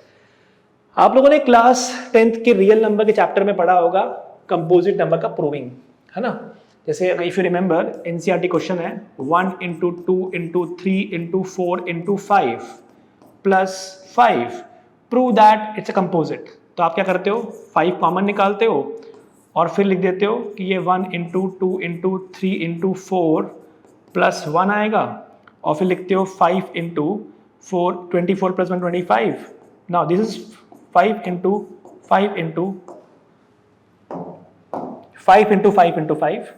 ठीक है, that's why it's a product of primes. अगर ये प्रोडक्ट ऑफ प्राइम होता है बच्चों तो आपने सुना होगा 5 × 24 था, ये 25 था सॉरी, तो आपको मिल जाता है 5 × 5 × 5। प्रोडक्ट ऑफ प्राइम्स आता है तो कंपोजिट होता है। This all we have covered, right, ये पढ़ा होगा आपने कॉन्सेप्ट। अब अगर मैं बात करता हूँ लेट्स से कि इसको कैसे करेंगे, ये क्वेश्चन इसी पे बेस देखिए। 28 है, यस, 28 है, यस, 28 कॉमन निकलेगा, बिल्कुल सही, 28 कॉमन निकलेगा और यहाँ पे एक नंबर आएगा, या तो वो कंपोजिट होगा या वो प्राइम होगा। लेकिन मुझे पता है कि आई कैन ब्रेक इट 28 को 2² × 7 × समथिंग। तो अगर कोई भी नंबर प्रोडक्ट ऑफ प्राइम के फॉर्म में आ जाता है, आपको पता है कि वो कंपोजिट होता है ना, तो पक्का हो गया कि x इज कंपोजिट। अब हमको आउट ऑफ द ऑप्शंस कौन कौन से करेक्ट है वो देखना है। तो हमारा 1 तो हमारा करेक्ट हो गया। अब 1 करेक्ट कहाँ पे दिखा है बच्चों? सी में नहीं है, बी में नहीं है, या तो मेरा आंसर होगा डी या मेरा आंसर होगा ए। ठीक है, आगे बढ़ लेते हैं। y = 17 यहाँ पर भी 17 लिखा है, तो मैं 17 कॉमन निकालूंगा, उसके बाद यहाँ पे 1 प्लस समथिंग कुछ मिलेगा, और ये एक प्राइम नंबर है, और ये या तो प्राइम होगा या कंपोजिट होगा, उससे क्या फर्क पड़ रहा है? प्राइम और कंपोजिट, है ना, या तो प्राइम नंबर होगा या फिर कंपोजिट नंबर होगा। प्राइम हो या कंपोजिट हो, प्रोडक्ट ऑफ प्राइम आ जाएगा, कंपोजिट होगा तो और डिकम्पोज कर देंगे इसको, और ब्रेक कर देंगे, यानी कंफर्म हो गया कि ये नंबर पक्का 17 से डिविजिबल है ना। और भी नंबर है बिकॉज क्योंकि ये नंबर जो बचेगा वो प्राइम होगा या कंपोजिट होगा। तो अगर कोई भी नंबर प्राइम के प्रोडक्ट के फॉर्म में आता है, it's a composite number, fundamental theorem of arithmetic. If any number can be express as product of prime, the number is composite. तो कंफर्म हो गया कि ये भी कंपोजिट है। ये तो बोलता है भाई प्राइम नंबर है, तो सेकंड वाला गलत हो गया, और सेकंड तो वैसे भी गलत हो गया, मतलब ये ऑप्शन नहीं हो सकता। बी ऑप्शन कट गया, सी कट गया, डी कट गया, तो बचा क्या? ए। यही आंसर होना चाहिए। सर चौथा चेक नहीं करा? कर लेना यार, क्या फर्क पड़ रहा है, चौथा चेक करने की जरूरत नहीं है। जब 3 ऑप्शन रूल्ड आउट हो चुके हैं तो no need. x + y composite है क्या भाई? 2 कंपोजिट नंबर को ऐड करने पे कंपोजिट भी आ सकता है, प्राइम भी आ सकता है, there is no such rule. अब वो कंपोजिट आएगा कि प्राइम आएगा, there is no requirement. Out of the given option I am very sure my answer has to be option number a, out of the given option. ठीक है, बहुत दिमाग लगाने का नहीं, जो आंसर कट चुके हैं एक बचा है, बस वही आंसर होगा। और आप चाहें तो चेक कर सकते हैं बिकॉज काफी कुछ कॉमन आ जाएगा, काफी कुछ कॉमन आने के बाद आप इसको कंपोजिट प्रूव कर पाओगे। ठीक है गाइस, चलिए आगे बात करते हैं। एग्जाम्स में टाइम बचाना होता है, ऑप्शन से खेलना होता है। 2 positive numbers have their HCF as 12 and product is 6336, number of pair possible for the numbers। Okay, तो एक नंबर है n1, ये 12 का मल्टीपल है, और दूसरा नंबर है n2, ये भी 12 का मल्टीपल है। ऐसा क्यों? क्योंकि दोनों का हाईएस्ट कॉमन 12 है ना, हाईएस्ट कॉमन 12 है, sorry not 12x, it is 12y, है ना। ये अगर कोई भी 2 नंबर होते हैं तो बच्चों याद रखिएगा वो 12x और 12y फॉर्म में आते हैं। If HCF of 2 number is 12, the numbers are 12x and 12y। याद रखिएगा, एग्जांपल की बात करता हूँ, देखिए ध्यान से। अगर एक नंबर n1 एक नंबर n2 है, दोनों का अगर HCF पता है तो HCF इंटू K1, और इसको लिख सकते हैं HCF इंटू K2। ठीक है, याद रखिएगा। और प्रोवाइडेड K1 K2 कैसे होने चाहिए? ये होते हैं को प्राइम। दीज आर को प्राइम जिनके बीच में कुछ भी कॉमन नहीं होता। That's the basic rule. ये बिल्कुल बेसिक रूल है, याद रखिएगा। देखिए ध्यान से, अगर मैं बात करता हूँ 42 की और 70 की, 42 और 70 का HCF होता है 14। आप ध्यान से देखिए 14 3 जा एंड 14 5 जा। आप देख सकते हैं यहाँ पे कि HCF into something, HCF into x1, HCF into x2, या फिर HCF into K1, HCF into K2 and these two are coprime. Coprime क्यों होने चाहिए? क्योंकि अगर कुछ और प्राइम हुआ, लेट्स से अगर कोई बड़ा नंबर प्राइम हो गया, वो को प्राइम नहीं है, इसका मतलब है देयर इज समथिंग एल्स जो कॉमन और निकलना चाहिए था, आपने निकाला नहीं। मतलब गलती से अगर आप 42 और 70 का HCF 7 बोलते हो तो 7 into something and 7 into something, जो बचना चाहिए वो को प्राइम बचना चाहिए, पर ये 6 बच रहा है, 10 बच रहा है, दे आर नॉट को प्राइम, दैट्स व्हाई 7 गलत निकाला है आपने। याद रखिएगा HCF निकालने के बाद जो बच जाता है वो को प्राइम बचना चाहिए, that's a very basic rule. HCF निकालने के बाद जो बचेगा वो को प्राइम बचना चाहिए। तो इसको मैं लिख सकता हूँ इस नंबर को कि N1 जो होगा वो 12x होगा और जो N2 नंबर होगा वो 12y होगा। इनका प्रोडक्ट दिया हुआ है तो 12 इंटू 12 12 जा into x into y is equal to कितना दिया है 6336। ठीक है, जब आप इसको निकालोगे x इंटू वाई की वैल्यू तो आ जाएगी 6336 डिवाइडेड बाय 12 इंटू 12। तो वैल्यू डिवाइड तो एक्स वाई की वैल्यू आ जाएगी आपके सामने 144 से डिवाइड करेंगे तो 4 टाइम्स आ जाएगा, उसके बाद फिर ये अगेन 4 बचेगा, एक्स वाई की वैल्यू आ जाएगी 44। आप चाहे चेक कर सकते हैं 12 1 12 12 5 60, उसके बाद 33 बचा, 12 के बाद बात करते हैं 12 टू 24 के बाद 90 बचा 96, 12 8 जा 96, अगेन डिवाइड कीजिए 12 से, 12 4 जा 48 एंड 12 4 जा 48। ठीक है, 44 इज द वैल्यू। अब ध्यान से देखिए अगर एक्स वाई की वैल्यू 44 है और x and why should be what, x and why should be को प्राइम होने चाहिए, ये इंपॉर्टेंट है। ठीक है, तो बताइए अगर x इंटू वाई 44 आना चाहिए और को प्राइम चाहिए तो 1 इंटू 44 लिख सकता हूँ, 2 इंटू 22 बन सकता है, उसके बाद 4 इंटू 11 बन सकता है, और कोई पॉसिबिलिटी 44 बनाने की नहीं। इसमें से को प्राइम कौन कौन से हैं? क्या 1 और 44 को प्राइम है? यस। क्या 2 और 22 को प्राइम है? नो। क्या ये को प्राइम है? Yes. How many pair? 2। Answer is option number ए। तो दो आंसर पॉसिबल है, दो वैल्यूज पॉसिबल है। There are 2 pair which exist such that the numbers are it's having HCF as 12 and product is 6336। ठीक है, x की वैल्यू 1 है, y की वैल्यू 44 है, तो नंबर क्या होगा 12 1 जा एंड 12 इंटू 44। दूसरा क्या पॉसिबिलिटी है 12 इंटू 4 एंड 12 इंटू 11, दो पॉसिबिलिटी है। ठीक है, नंबर निकालना नहीं है, सिर्फ पॉसिबिलिटी पूछी थी, ये हम निकाल सकते हैं आराम से। चलिए आगे बात करते हैं बच्चों। A very easy question, for any natural number n 9 to the power n can not end with the digit. 9 to the power n किससे एंड नहीं होगा? तो बच्चों 9 की पावर में 1 रखोगे तो 9 आता है, 9 की पावर में 2 रखोगे तो 81 आता है, बस ये साइकिल रिपीट करेगी। 9 की पावर होगी 9 1 9 1 9 1 एंड सो ऑन। देख सकते हैं आप 9 की पावर 1 9, 9 का स्क्वायर 81, अब 9 का क्यूब करोगे तो कितना आ जाएगा 729। देखिए 9 1 9 1 9 1 ऐसे ही रिपीट करेगा, तो 9 1 के अलावा कुछ और पॉसिबिलिटी नहीं है।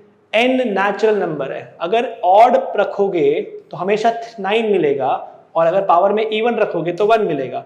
तो 1 पॉसिबल है, 9 पॉसिबल है, 2 कभी पॉसिबल नहीं है। कैनॉट पूछा था, cannot end with digit 2, right. Let's move on, 15 question पे आ जाते हैं फटाफट। Similar variety based on unit digit of the number.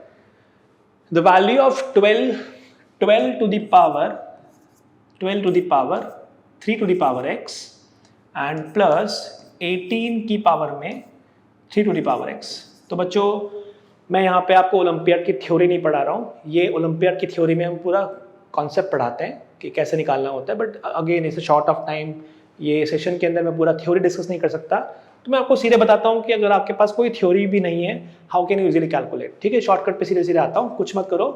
Question में लिखा है कि the value of this x belongs to natural number, है ना, इसका मतलब होता है belongs to natural number and with the digit. x की कुछ भी वैल्यू डाल दो, ये किससे एंड होगा, इसका मतलब है 1 डालने पे 2 डालने पे हमेशा सेम नंबर आता होगा, तो 1 डाल के देख लो। Put x equal to 1, x equal to 1 डाल दो, 1 डालने पे जो आएगा पक्का वही x इक्वल टू 2 डालने पे भी आएगा। देखो ध्यान से 1 डालो, 1 डालने से आएगा 12 का क्यूब प्लस 18 का क्यूब। ठीक है, बिकॉज x की पावर 1 हो जाएगा। अब आप ध्यान से देखिए जो इसका लास्ट प्लेस होगा, ठीक है, तो देखिएगा जो 2 की पावर साइकिल होती है, जैसे 2 की पावर 1 2, 2 की पावर 2 4, 2 की पावर 3 8, 2 की पावर 4 16 एंड 2 की पावर 5 32। देखो रिपीट हो गया 2, फिर 2 की पावर 6 64, 128, 256। देखो बार बार पावर रिपीट हो रही है, 2486 2486 चल रही साइक्लिसिटी। सिमिलरली 18 में भी ऐसा होता है, अगर आखिरी में 8 है तो 8 की पावर 1 8, 8 8 जा 64, 4 8 जा 32, आखिरी में 2 आ जाएगा 512, फिर आ जाएगा अगेन 6, तो 8 4 2 6, फिर 8 4 2 6 रिपीट करेगा। तो अब ध्यान से देखिए पावर इज 3, मतलब थर्ड नंबर कौन सा है 8, ये इसका लास्ट प्लेस 8 होगा, ठीक है 8 का लास्ट थर्ड है, पावर 3 है ना, पावर 3 का मतलब थर्ड नंबर देख लीजिए, ये हो जाएगा 2। तो क्या नंबर आया आखिरी में 8 + 2 0, तो द लास्ट डिजिट क्या होगी इसकी बच्चों, लास्ट डिजिट होगी इसकी 0। अगर आप 2 पुट करके देखेंगे तो भी आपको सेम पैटर्न मिलेगा, ठीक है। अगर आप 2 पुट करेंगे एग्जांपल 12 की पावर में 3 का स्क्वायर, तो बेटा ये हो जाएगा 9, प्लस 18 की पावर में 3 का स्क्वायर, तो वो हो जाएगा 9। तो 12 की पावर में 9 प्लस 18 की पावर में 9। अब 2 की पावर 9 चेक करेंगे, बिकॉज लास्ट डिजिट के लिए लास्ट डिजिट का काम होता है, कंट्रीब्यूशन लास्ट का होता है। कौन सा 9th नंबर आएगा, पहला दूसरा तीसरा चौथा पांचवा छठा सातवां आठवां 9th, इसमें लास्ट प्लेस 2 आएगी, प्लस इसमें पावर 9 है, 1 2 3 4 5 6 7 8 9। जब 9 पावर होगी तो उसका आखिरी नंबर 8 बनेगा, देख सकते हैं समीशन फिर से 0 आया, answer is 0, option number C. ठीक है, let's move on. Very easy question, बहुत ही बेसिक क्वेश्चन है ये, तो आई गेस सबका बन ही गया होगा। ये तो जैकपॉट क्वेश्चन बोलते हैं ऐसे क्वेश्चंस को, कि भाई ट्रेपेजियम है, इसका मतलब ये हो गया ABCD ट्रेपेजियम है, ऑफ कोर्स ये इसके पैरेलल है, ठीक है। तो आपको पता है कि पैरेलल लाइन के अंदर जो ये एंगल होते हैं इनका सम कितना होता है, दिस इज 180, बस use it. 92 + y is equal to 180 होना चाहिए, तो y कितना आ जाएगा बच्चों 88, y 88, ऑप्शन और है नहीं, y 88 नहीं है, तो ये रूल्ड आउट, ये रूल्ड आउट। यहाँ तो ऑप्शन बी बनेगा, यहाँ डी बनेगा।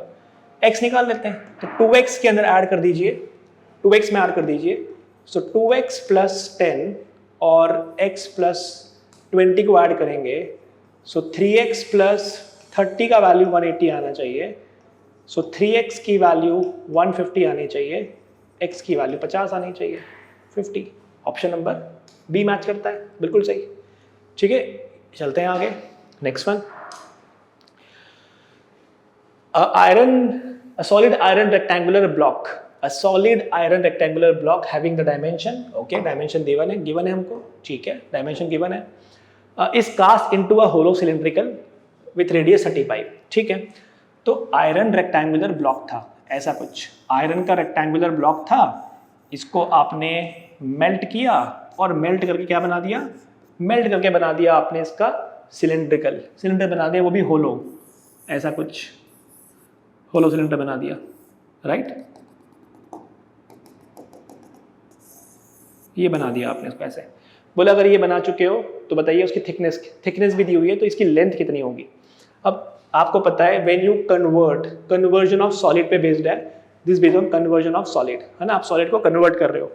वॉल्यूम जो होगा इसका जो वॉल्यूम होगा और जो इसका वॉल्यूम होगा, वॉल्यूम इज इक्वल, वॉल्यूम दोनों का बराबर होना चाहिए। अब आपको पता है कि यहाँ पे थिकनेस दी हुई है 5, थिकनेस दी है 5, है ना, थिकनेस इज 5। फिर होलो सिलेंडर विथ रेडियस 35, अंदर वाली रेडियस दी हुई है, होलो सिलेंडर की रेडियस दी हुई है 35। इसका मतलब है अंदर वाला रेडियस 35 है, बाहर वाला रेडियस बड़ा वाला 40 होगा, बिकॉज थिकनेस ऐड हो जाएगी 40। लेंथ पता नहीं कितनी है, ठीक है। कैसे निकालते हैं volume of hollow solid, volume of outer minus volume of inner. तो करना क्या है आपको, करना ये है कि volume of cuboid, volume of cuboid is equal to volume of hollow cylinder, volume of hollow cylinder इसके बराबर होगा। तो वॉल्यूम का फॉर्मूला क्या होता है, length into breadth into height. So 2.2 into 1.2 into 1 is equal to hollow cylinder pi radius का square बड़ा वाला छोटा वाला इंटू h, है ना, होलो सिलेंडर का। वॉल्यूम ऑफ आउटर वॉल्यूम कितना होगा बच्चों, आउटर वॉल्यूम होगा पाए r² h, अंदर वाला कितना होगा, इनर वॉल्यूम, ये आउटर हो गया। इनर कितना हो जाएगा, पाई छोटा आर स्क्वायर एच, इसको माइनस कर दोगे तो क्या आएगा, वो आ जाएगा पाई कॉमन, एच कॉमन, आपको मिलेगा R square minus R square. ठीक है, छोटा आर स्क्वायर, बस ये लगाना है आपको। लेकिन प्रॉब्लम है कि ये मीटर में दिया हुआ है और ये सेंटीमीटर में दिया हुआ है, ये भी सेंटीमीटर में दिया हुआ है, तो आपको यूनिट्स का ध्यान रखना होगा, यूनिट्स का ध्यान रखना होगा। तो लेट्स कन्वर्ट दिस, इसको हम लगा देते हैं, इसको हम इसमें फॉर्मूला क्या हो जाएगा, LBH। ठीक है, तो ये मैं रिमूव करता हूँ, I am just solving it now. तो वॉल्यूम ऑफ, आपको पता है सॉलिड कितना हो जाएगा, L into B into H, तो कितना आ जाएगा बच्चों, ये आ जाएगा 2.2 into 1.2 into 1 is equal to, using the formula this one, pi is as it is, बाद में रखते हैं, बाहर वाला रेडियस यानी 40 का स्क्वायर माइनस अंदर वाला रेडियस 35 का स्क्वायर इंटू हाइट, हाइट मतलब लेंथ है यहाँ पे, इस बार कितना लंबा बना ये पूछा है, लेकिन ये सेंटीमीटर में है। सेंटीमीटर को कैसे कन्वर्ट करते हैं, सेंटीमीटर को अगर मीटर में कन्वर्ट करना है तो आप करते हैं डिवाइड बाय 100, लेकिन अगर सेंटीमीटर का स्क्वायर होगा तो डिवाइड बाय 100 का स्क्वायर, तो यहाँ पे एक 1/100 का स्क्वायर 2 बार आएगा। ठीक है बच्चों, यहाँ पे 100 का स्क्वायर 2 बार आएगा, 100 2 बार आएगा, 1/100 इंटू 1/100। ठीक है, लेट्स, तो एक काम करते हैं, पहले इसको अरेंज कर लेते हैं। देखिए, तो ये हो जाएगा 22 इंटू 12 इंटू, देखिए 4 जीरो है आपके पास, दिस इज 4 zeros। ठीक है, this is 4 zeros, let me write it, this 4 zeros, 1 2 3 4, 2 zero consume हो गए, 2 बचे हैं, यहाँ भेज दिए, cross multiply, equal to 22/7 into a plus B, a minus B is 75 into 5 into L। बस ये सिंप्लीफाई करना है आपको, दैट्स इट। 22 से 22 पूरा कैंसिल हो जाएगा, कैंसिल हो गया। उसके बाद 5 1 जा, 5 से किया तो ये आ गया 20, 5 से किया तो 4, 5 से किया तो 15, उसके बाद 3 से किया तो 4 और 3 से किया तो 5, उसके बाद ये हो गया 16 इंटू 7 डिवाइड में कितना आ जाएगा, ये आ जाएगा 5 is equal to L। 7 6 42 carry over 4, 7 और 4 कितना हो गया 11/5 is equal to L। Division का रूल कहता है कि ऊपर डबल कर दो नीचे डबल कर दो, तो L का वैल्यू कितना आ जाएगा 22.4। The length of the cylinder is 22.4, option number C। ठीक है,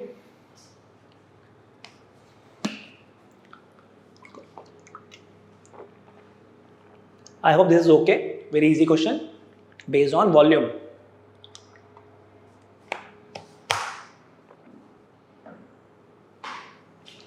चलिए आगे बात करते हैं, अगले क्वेश्चन पे आते हैं। The graph of line y equal to 6, jackpot, इसको बोलते हैं jackpot question.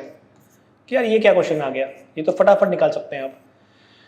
The graph of line y equal to 6 is a line, y is equal to 6 it's a straight line. ठीक है, तो y इक्वल टू 6 है ना, ये line होती है y, इस पे क्या होता है हमेशा x 0 होता है, सॉरी y 0 होता है, 1,0, then you have 2,0, then you have 3,0, always x की वैल्यू कुछ ना कुछ रहेगी लेकिन y की वैल्यू 0 होगी। वैसे ही y एक्सिस होता है, y पे x 0 होता है।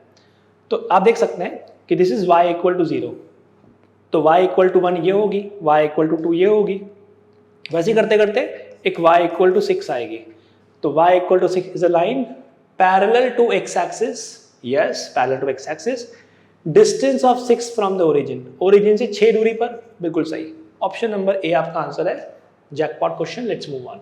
ठीक है, आई थिंक आ गया होगा ये तो। उसके बाद which of the following is the solution of the equation, again a jackpot. यार ये जैकपॉट लगे हुए हैं सारे यहाँ पे आपके पास, तो स्कॉलरशिप तो बढ़िया आना ही चाहिए फिर तो।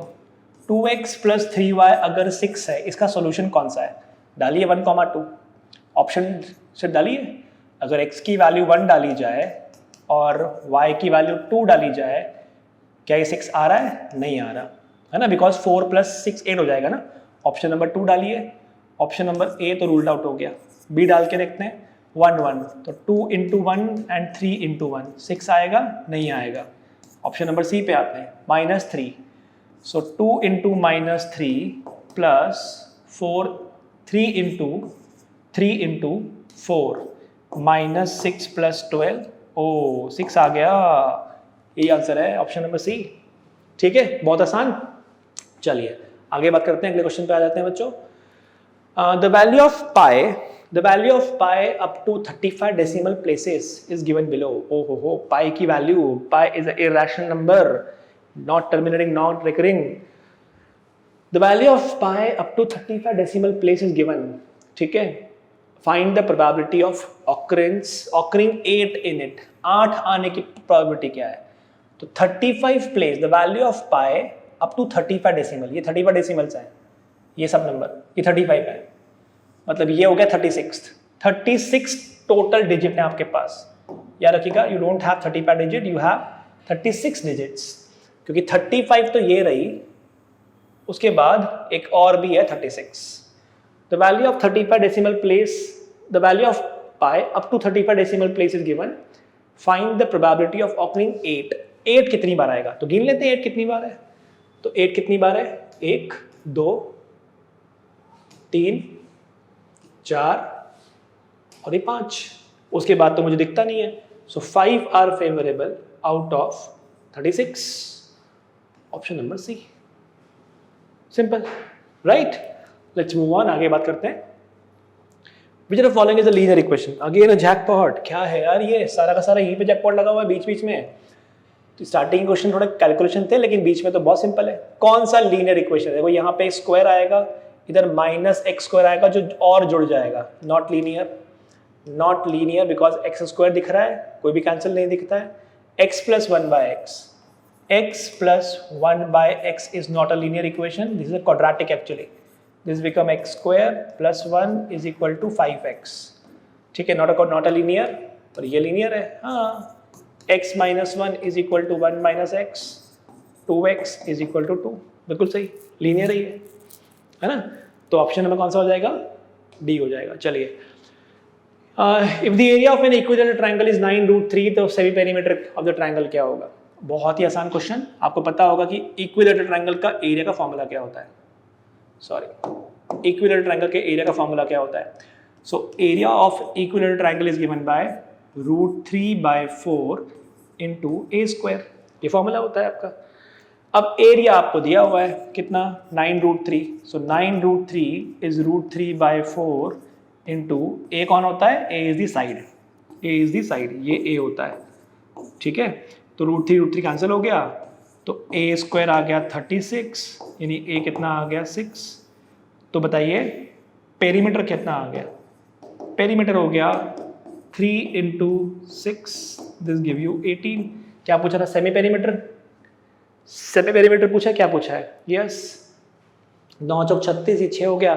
सेमी पेरीमीटर हो जाएगा आपका 18 का half, this give you answer as 9। ठीक है, आपका आंसर आ जाएगा 9।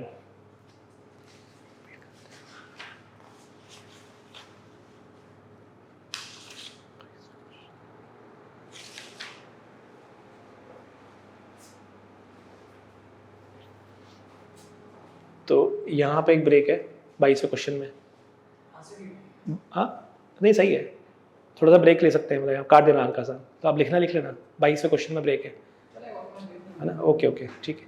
चलिए बच्चों आगे बात करते हैं, आई होप ठीक है। तो आंसर क्या हो जाएगा? Option number A. चलिए आगे बात करते हैं, नेक्स्ट क्वेश्चन पे आते हैं।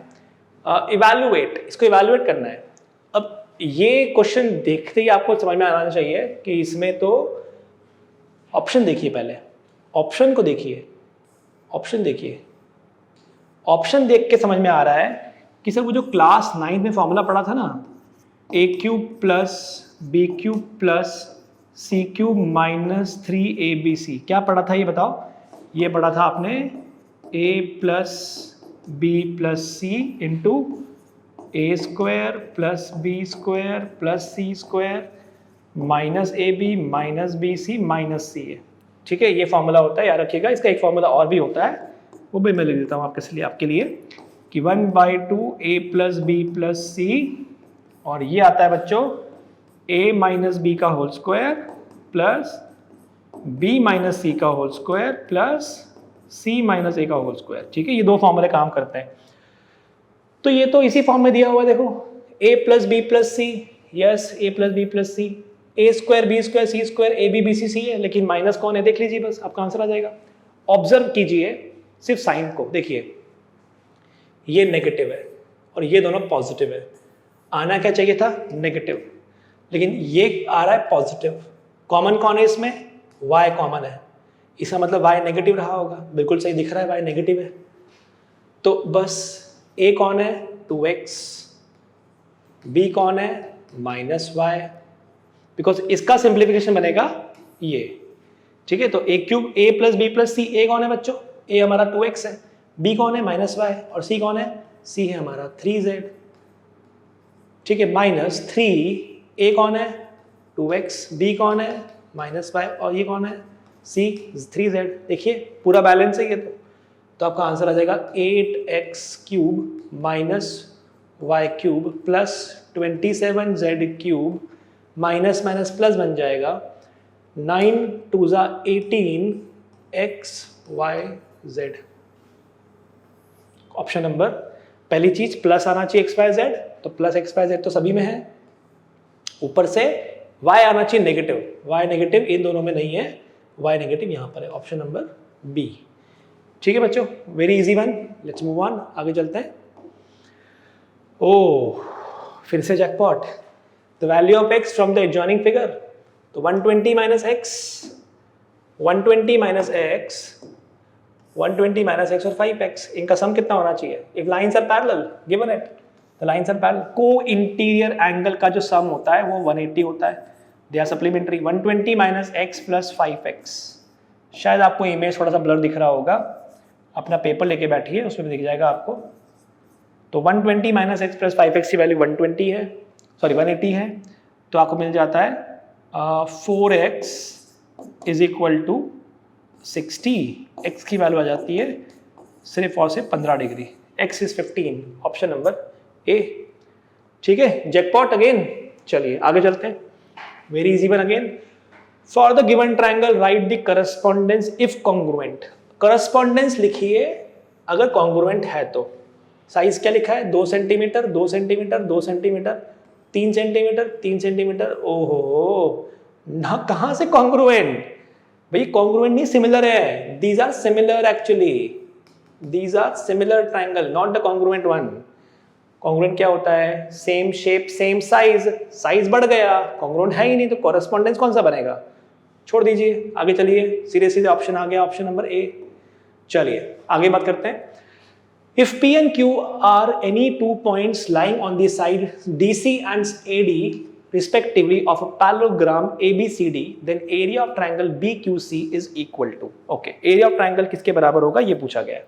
तो डायग्राम बना लेते हैं फटाफट, डायग्राम बना लेते हैं कि बोला क्या गया है, बोला गया है एक पैलोग्राम है, अच्छी बात है, ये बना लिया पैलोग्राम बड़ा सा, इसको नाम दे देते हैं let's say A B C और D, ठीक है।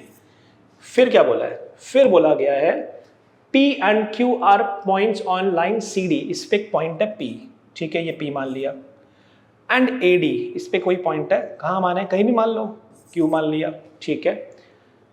तो area of triangle BQC, BQC का जो एरिया आएगा, BQC का जो एरिया आएगा वो किसके बराबर होगा, विल बी इक्वल टू, ये किसके बराबर होगा। कहीं सबसे पहले इंपॉर्टेंट चीज तो ये कि ये जो गिवन है ना, एरिया ऑफ ट्रायंगल BQC वो actually half of area of parallelogram ABCD के बराबर होगा, पहली कंडीशन याद रखिएगा। क्यों होगा बराबर, क्योंकि खुद सोचिए ना, ये अगर एक पैलोग्राम दिया होता बच्चों, तो पैलोग्राम का एरिया कितना होता है, ये हाइट होती है, ये बेस होती है, तो आप ध्यान से देखिए, अगर मैं इसका एरिया निकालूंगा तो इसका एरिया आएगा बेस इनटू हाइट, और अगर मैं इसका एरिया निकालूंगा तो बच्चों हाइट तो सेम ही है, ये हाइट यहाँ नापो चाहे यहाँ नापो, दो पैरेलल लाइन का जो डिस्टेंस होता है वो तो हमेशा फिक्स रहता है, तो डिस्टेंस कभी बदलेगा नहीं। तो अगर मैं ट्रायंगल लेता ये वाला, इस ट्रायंगल की बात करता हूँ, इस ट्रायंगल का एरिया कितना होगा, इस ट्रायंगल का एरिया होगा half base into height. That's why देख सकते हैं कि ये ट्रायंगल हाफ आएगा। तो आप देख सकते हैं ये जो पैरेलल लाइंस है, ठीक है, ये लाइंस पैरेलल है, इनके बीच में जो डिस्टेंस आएगा ये वाला, ठीक है, ये तो ऑफ कोर्स एल्टीट्यूड नहीं होगा, एल्टीट्यूड हमेशा कैसा होता है 90 डिग्री पे।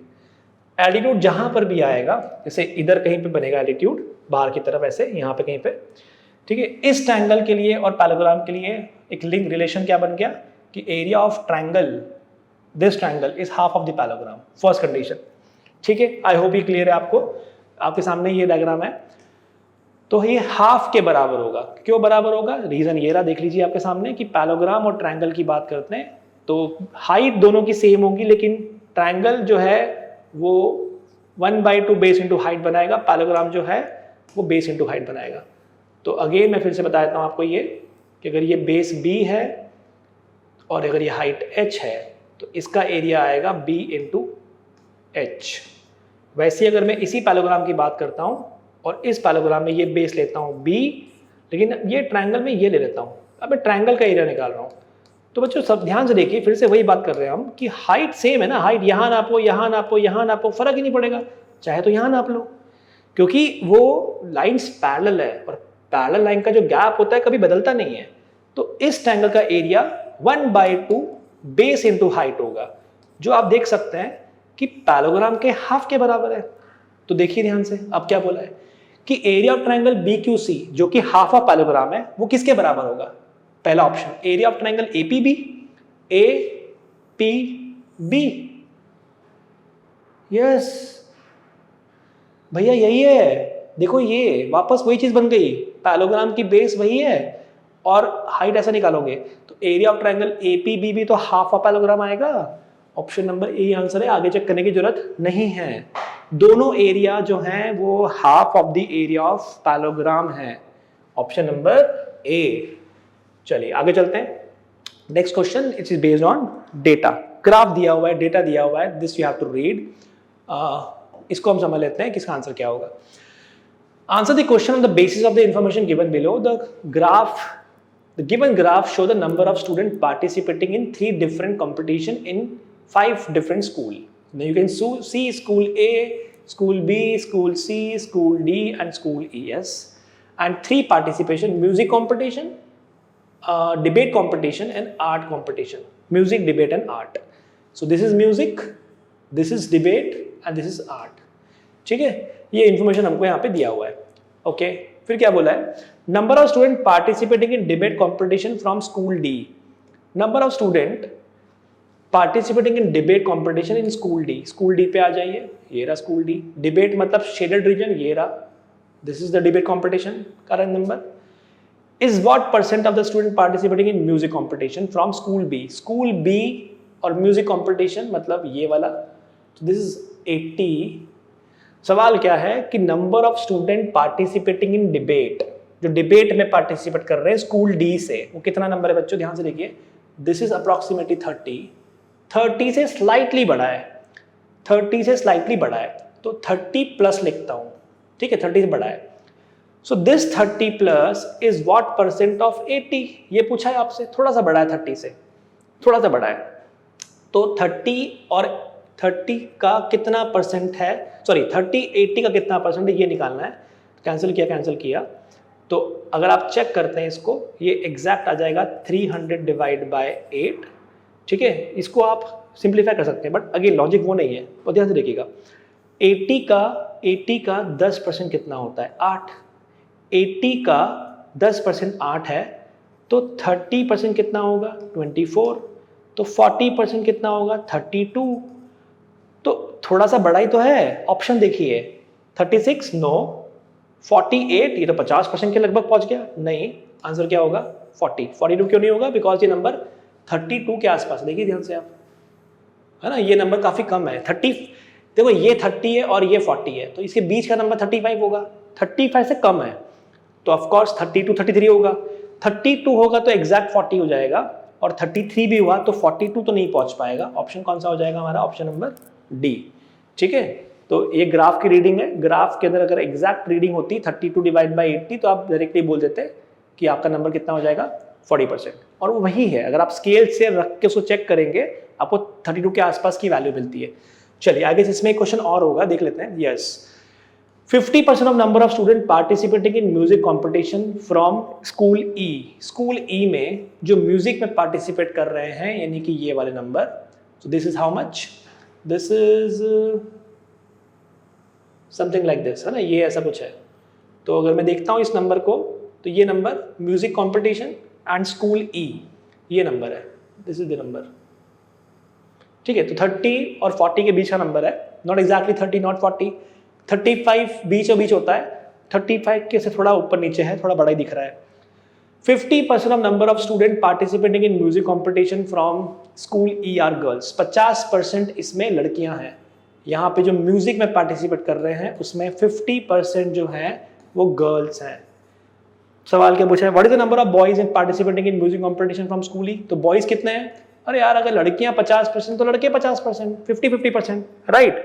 अब बताइए टोटल नंबर कितना है, 30 और 40 के बीच का है, 30 भी नहीं है 40 भी नहीं है, 30 का आधा कितना होता है 15, और 40 का आधा कितना होता है 20, इसके बीच में होना चाहिए, है ना। अब देखिए ध्यान से, इसके बीच में कौन सा है, 15 नहीं है, 30 नहीं है, 27 नहीं है, 18 आंसर, मतलब वो नंबर 36 रहा होगा, तभी तो उसका हाफ करेंगे तो 18 आएगा। एग्जैक्ट नहीं निकाला मैंने, एग्जैक्ट निकालता मैं स्केल रख के तो मालूम पड़ जाता है ना, स्केल रख के आप मैचिंग कर सकते हो कि लगभग कितना होगा, बट जरूरत क्या है 15, 30 होता तो 15 होते, 40 होता तो 20 होते, उसके बीच में नंबर एक ही दिख रहा है 18 इज माय आंसर, ठीक है। You should know how to play with option से खेलना आना चाहिए आपको।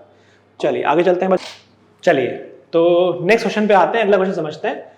आई होप ये क्लियर है आपको, you should know how to play with options.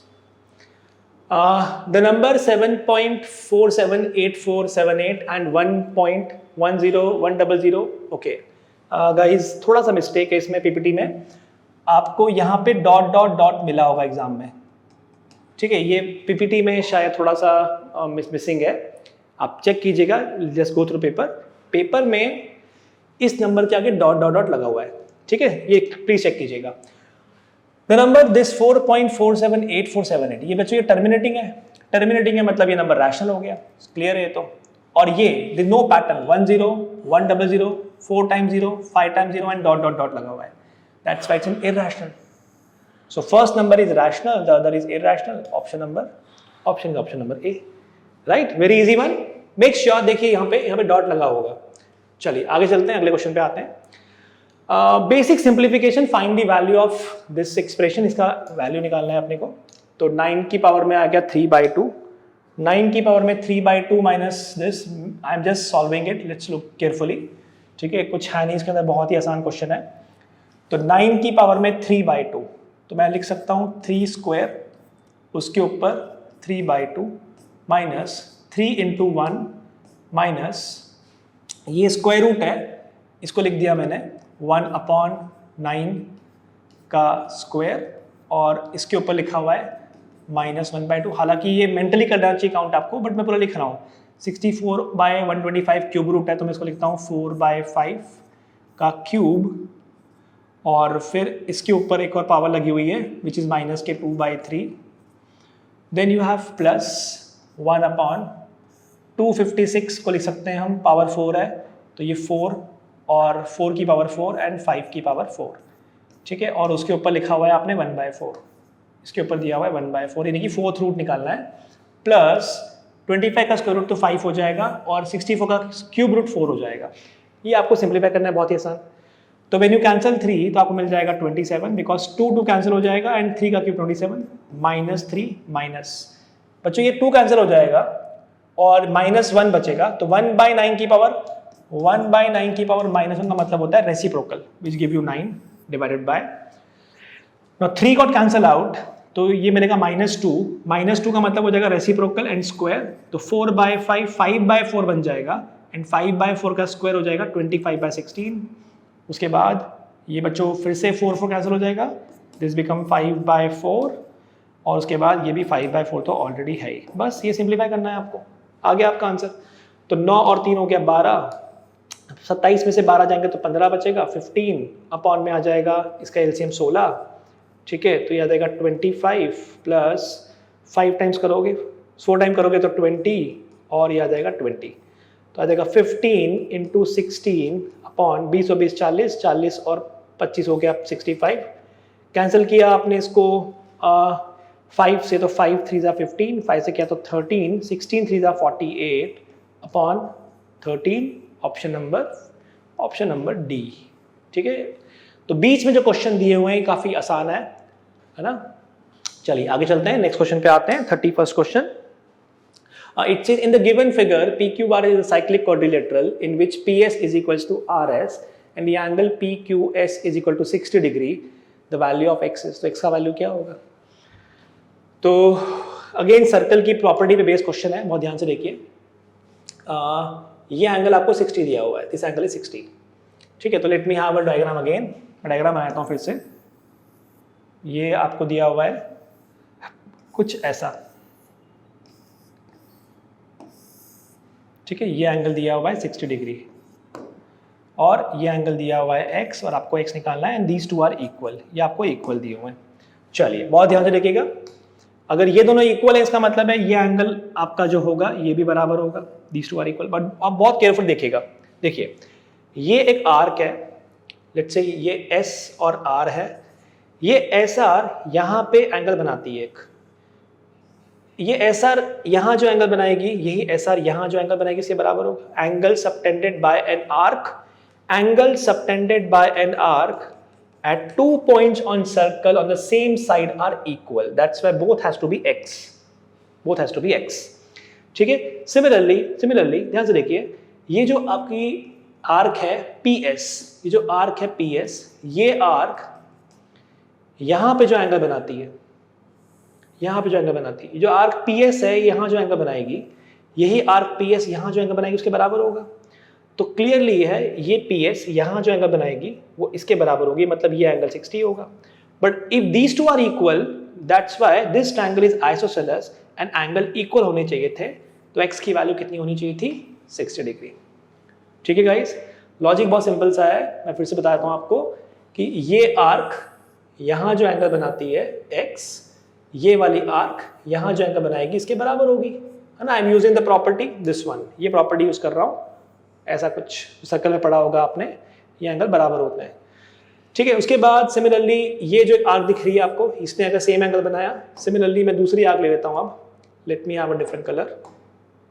Okay, so ये जो आर्क है आपकी, ये आर्क यहाँ जो एंगल बनाएगी, ठीक है, ये आर्क इसके एंगल के बराबर ही होगी, because I am taking this arc, ये आर्क की बात कर रहा हूँ मैं।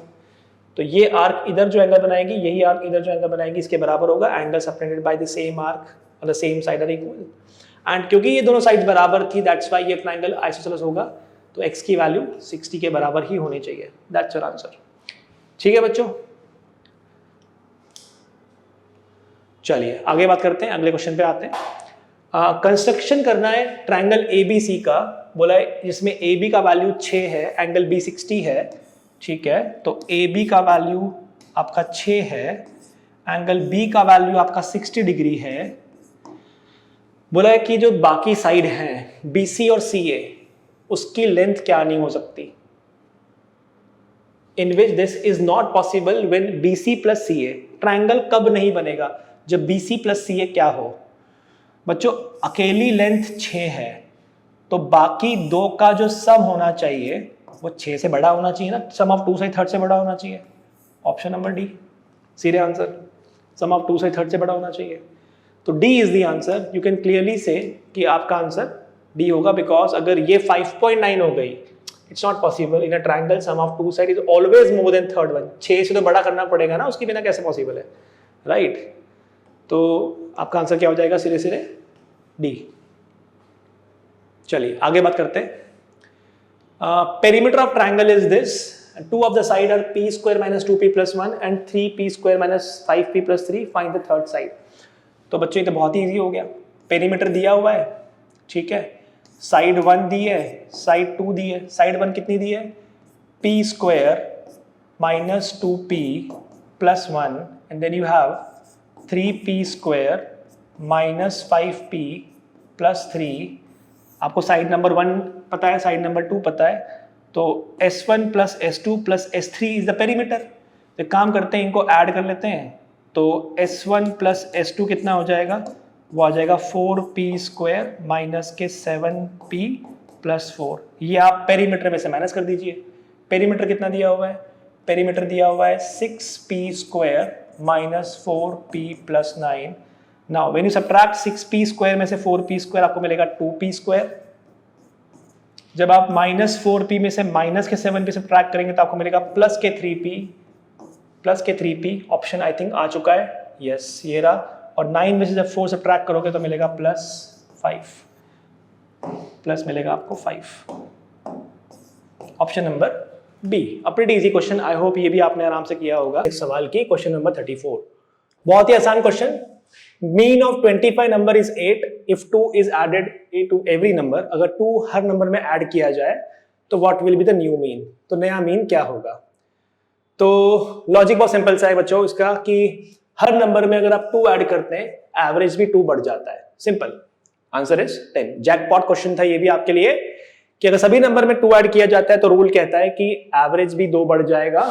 तो रूल है कि अगर x bar is the mean of x1, x2, x3, x4 and so on xn, अगर हर नंबर में a बढ़ा देते हैं, यानी x1 में a जोड़ते हैं, x2 में भी a जोड़ लेते हैं, x3 में भी a जोड़ लेते हैं and so on up to xn में भी अगर a जोड़ लेते हैं, तो जो नया एवरेज होता है वो हो जाता है x बार प्लस a। ठीक है, दैट्स द रूल। सिंपल सी बात है कि मान लेते हैं 2 लोग हैं a और b। देखिए ध्यान से, इसकी एज 20 है, इसकी एज 30 है, तो बताइए इनका एवरेज क्या आएगा। 20 प्लस 30 50, 50 डिवाइड बाय 2 25। तो 1 साल बाद एज क्या होगी, 1 साल बाद 21 और 31, तो इनका सम कितना हुआ 52, डिवाइड बाय 2 करोगे तो 26। देखो इसको आपने 1 बढ़ाया, इसको आपने 1 बढ़ाया, तो एवरेज भी तो 1 बढ़ गया। ठीक है, तो आंसर क्या हो जाएगा सीधे सीधे 10। चलिए उसके बाद में है if x equals to 1/2 minus √3 find the value of x³ minus 2x² minus 7x plus 5। इसकी वैल्यू निकालनी है। तो बेसिकली बच्चों ये क्वेश्चन सिंप्लीफिकेशन बेस्ड है। इसमें एक ट्रिक बेस्ड क्वेश्चन भी आता है, but this is not a trick based question.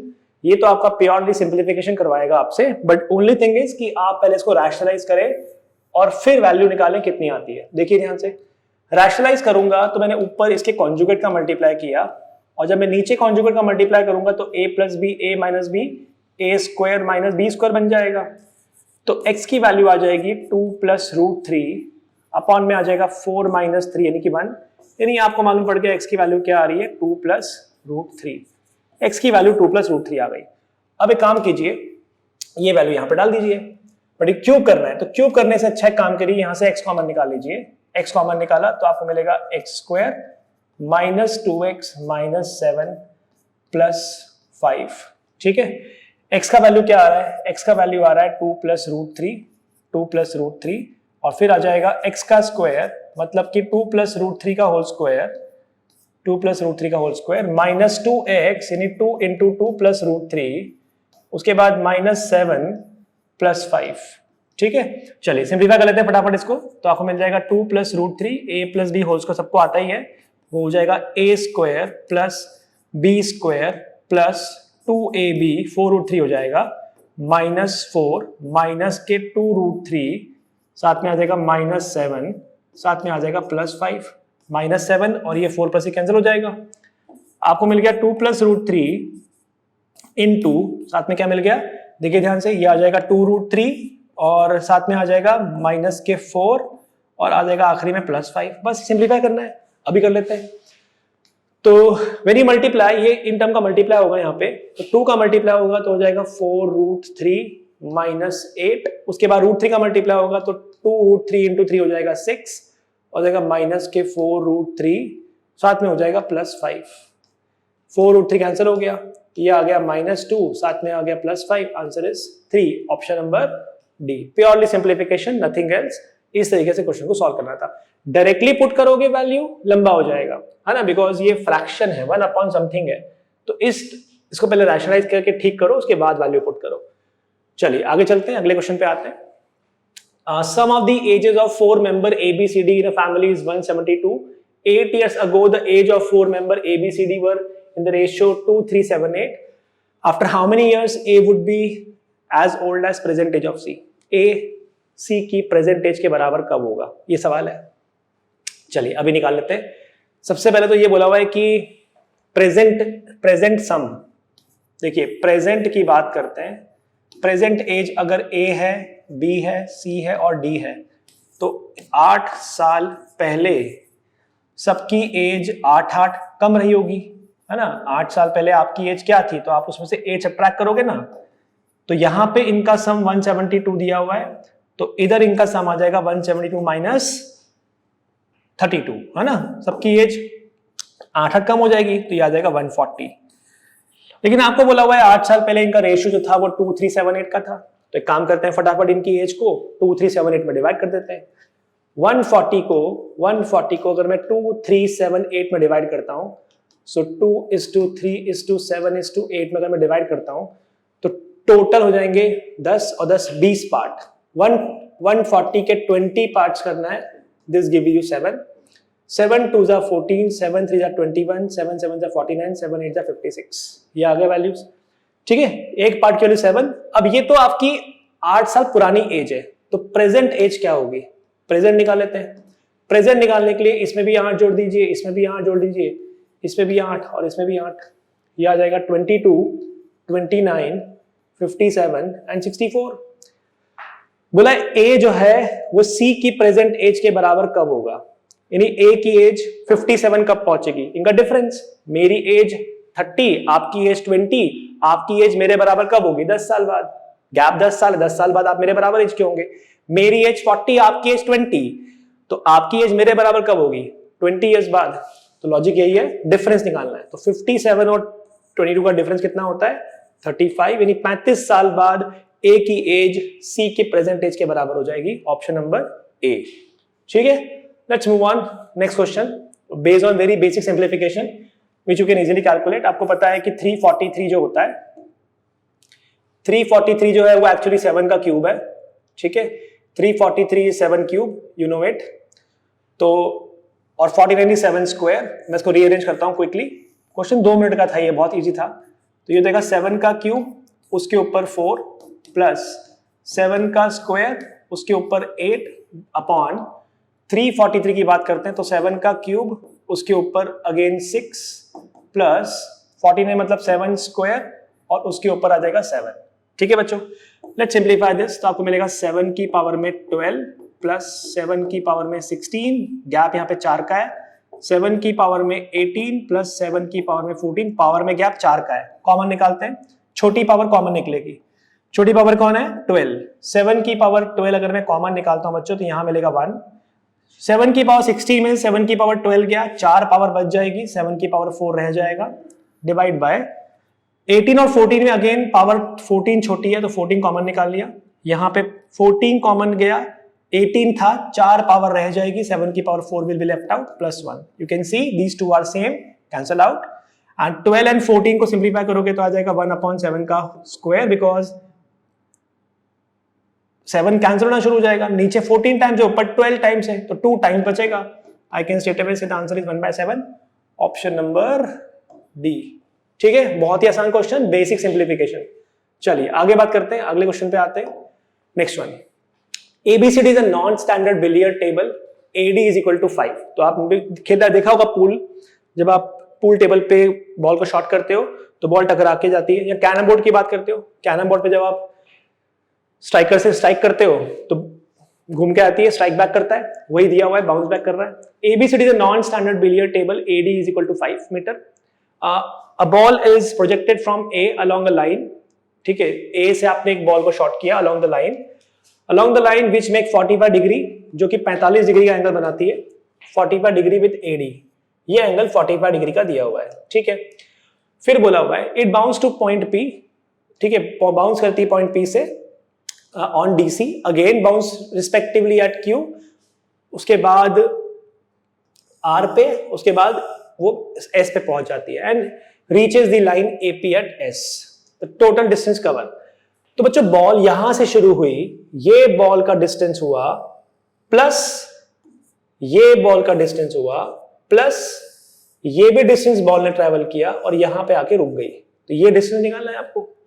तो बेसिकली अगर देखा जाए तो यहां पे तो लगेगी पाइथागोरस थ्योरम, और ये 90 डिग्री का एंगल होगा, ये 45 है तो ये भी 45 बचेगा। ठीक है, अब ध्यान से देखिए एक राइट एंगल ट्रायंगल जिसमें अगर ये ए होता है और ये ए होता है तो ये ए रूट 2 होता है ना, ए रूट 2 होता है पाइथागोरस थ्योरम के हिसाब से, और स्क्वायर की डायगोनल भी ए रूट 2 होती है ना, वही चीज है ये, देखिए ध्यान से, तो ए रूट 2। अब ऑप्शन देखिए, ए 12 रूट 2, रूट 3, रूट 4, रूट 5, मुझे लगता है आंसर यही आना चाहिए, है ना, पर हम सिंप्लीफाई करके पूरा निकालते हैं, डोंट वरी। आंसर तो आपका 12 रूट 2 आएगा, क्योंकि रूट 3 तो किसी एंगल से बनेगा ही नहीं, it's a very basic number, और ये पाइथागोरस से प्रूव होने वाला है। तो लेट्स कैलकुलेट कर लेते हैं इसको। ये पता है हमें एपी निकालना पड़ेगा, तो I am using the property of right angle triangle, जिसमें अगर ये ए है, ये ए है, तो ये ए रूट 2 होता है, ये 90 डिग्री का एंगल है, तो यहां पे आ जाएगा 5 रूट 2। क्यों? क्योंकि ये 5 होगा तो ये भी 5 होगा, 5 5 और ये 5 रूट 2 आ जाएगा। अब इधर आ जाइए, ये 2 है, ये भी 2 होगा, क्योंकि ये 90 है, ये 45 है, ये भी 45 डिग्री का एंगल होगा, है ना, बिकॉज ये 90 डिग्री का एंगल होगा। तो मैं अगर बात करता हूं पी क्यू की, तो पी क्यू कितना होगा बच्चों? पी क्यू हो जाएगा 2 रूट 2, राइट। फिर बात करते हैं क्यू आर की। अब क्यू आर कितना होगा? देखिए ये पूरा 5 है, ये 2 हो चुका है, ये भी 2 हो गया, तो यहाँ पे 3 बचा।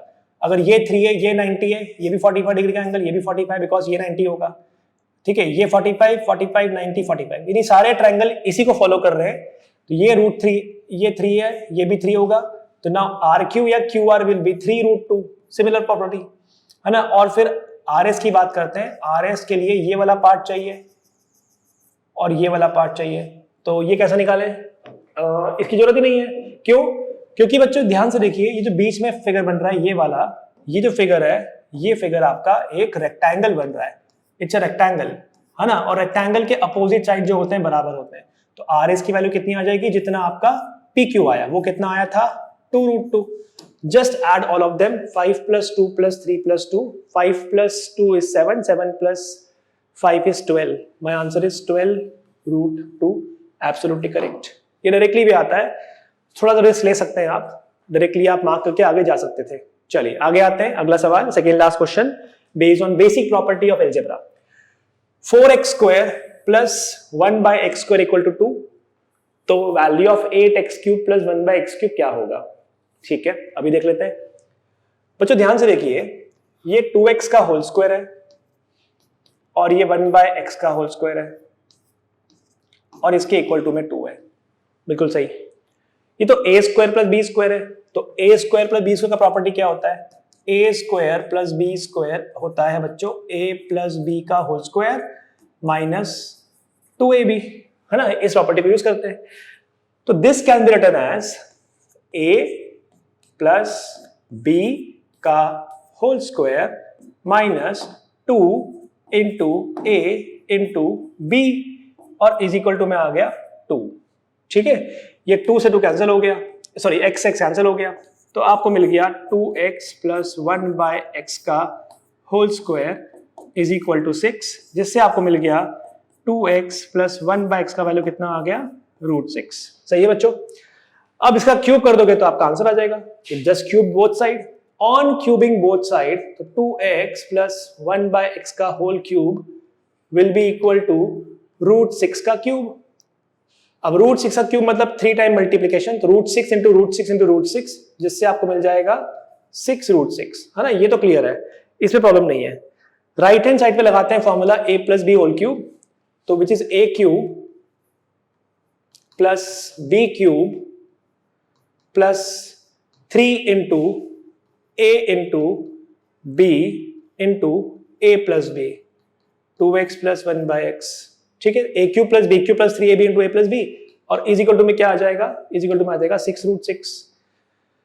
So this give you 8x³, ये हमको फाइंड करना है, इसको छोड़ दीजिए, तो ये 8x³ + 1/x³ + x कट, ये हो गया 6, और 2x + 1/x की वैल्यू मुझे पता है √6, तो ये आ गया √6 इज इक्वल टू 6√6। आप देख सकते हैं 8x³ + 1/x³ + 6√6 is equal to 6√6, cancel out, मतलब this part is actually equal to 0।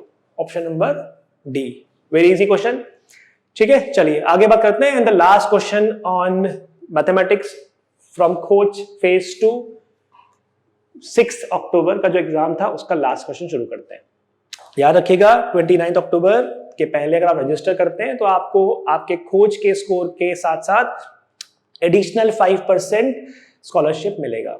If you score 50% scholarship, you will get 55%. If you score 30% scholarship, you will get 35%, 5% additional before 29th October. चलिए, in the adjoining figure, A, B, C, D, E, F, G, H is a regular octagon. ठीक है, octagon दिख भी रहा है, ये वाला आपको, ठीक है, octagon दिख रहा है, बोला ये regular octagon है। Regular का मतलब होता है सभी एंगल बराबर है और सभी साइड्स की लेंथ इक्वल है। That is called regular octagon, है ना? सवाल बोला हुआ है आपने ए बी को प्रोड्यूस किया, सही बात है, ईडी को प्रोड्यूस किया, ये भी सही बात है। बोले बताइए एंगल कितना होगा, कौन सा एंगल, एंगल निकालना है बीपीडी, तो बीपीडी मतलब ये एंगल निकालना है, this angle we need to find. अभी कर लेते हैं, कोई दिक्कत नहीं है, बहुत आसान। देखिए एक्सटीरियर एंगल निकालने का फॉर्मूला होता है 360 upon number of side, 360 by n, and n मतलब क्या, नंबर ऑफ साइड। तो exterior angle of a regular octagon is 360 by 8, this give you 45 degree. तो बाहर वाला एंगल 45 डिग्री होगा। अगर बाहर वाला 45 डिग्री होगा तो अंदर वाला कितना होगा, अंदर वाला होगा 135। ठीक है, बस अब ध्यान से देखिए इस चीज को। I am having this diagram, ये डायग्राम में इमेजिन कर रहा हूं। देखिए एक लाइन ऐसी है, एक ऐसी है, ठीक है, उसके बाद एक ऐसा है और ये ऐसा है। ठीक है, ये डायग्राम ऐसा कुछ बन रहा है, थोड़ा सा ठीक से बनाता हूं मैं। तो इस डायग्राम को ध्यान से देखिए, we have this line, we have this line, we have this line and we have this line. ठीक है, तो ये एंगल कितना आया बच्चों, ये एंगल 45 आ गया। ये भी कितना हो जाएगा, दिस एंगल, ये भी 45 हो जाएगा। ये कितना होता है बच्चों, ये अंदर वाला एंगल जो है आपका, this is interior angle which is equal to 135 degree, because straight line की प्रॉपर्टी से हमने निकाल लिया इसको। अब ध्यान से देखिए 45 45, ये 135 है, ये निकाल लेते हैं।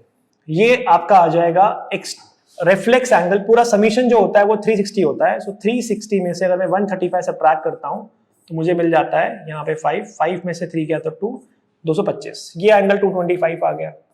ये कितना एंगल है पता नहीं, आपको पता है इन सबका समीशन कितना होता है क्वाड्रिलेटरल के अंदर। क्वाड्रिलेटरल में सभी एंगल का सम आ जाएगा 360, 45 45 90, 225 में 90 ऐड किया तो आ गया 315। तो ये कितना होगा, ताकि सबका सम 360 बने, 45 डिग्री। तो जो ये एंगल आपका बचा हुआ है ये भी कितना होगा, 45 डिग्री होगा, ऑप्शन नंबर ए। ठीक है, तो I hope this is okay. Just in case you have doubt in any of the question, you can write the question number in the comment box. Our faculty team will try to reach on that particular question and provide you alternate solution if possible. Right? Thank you.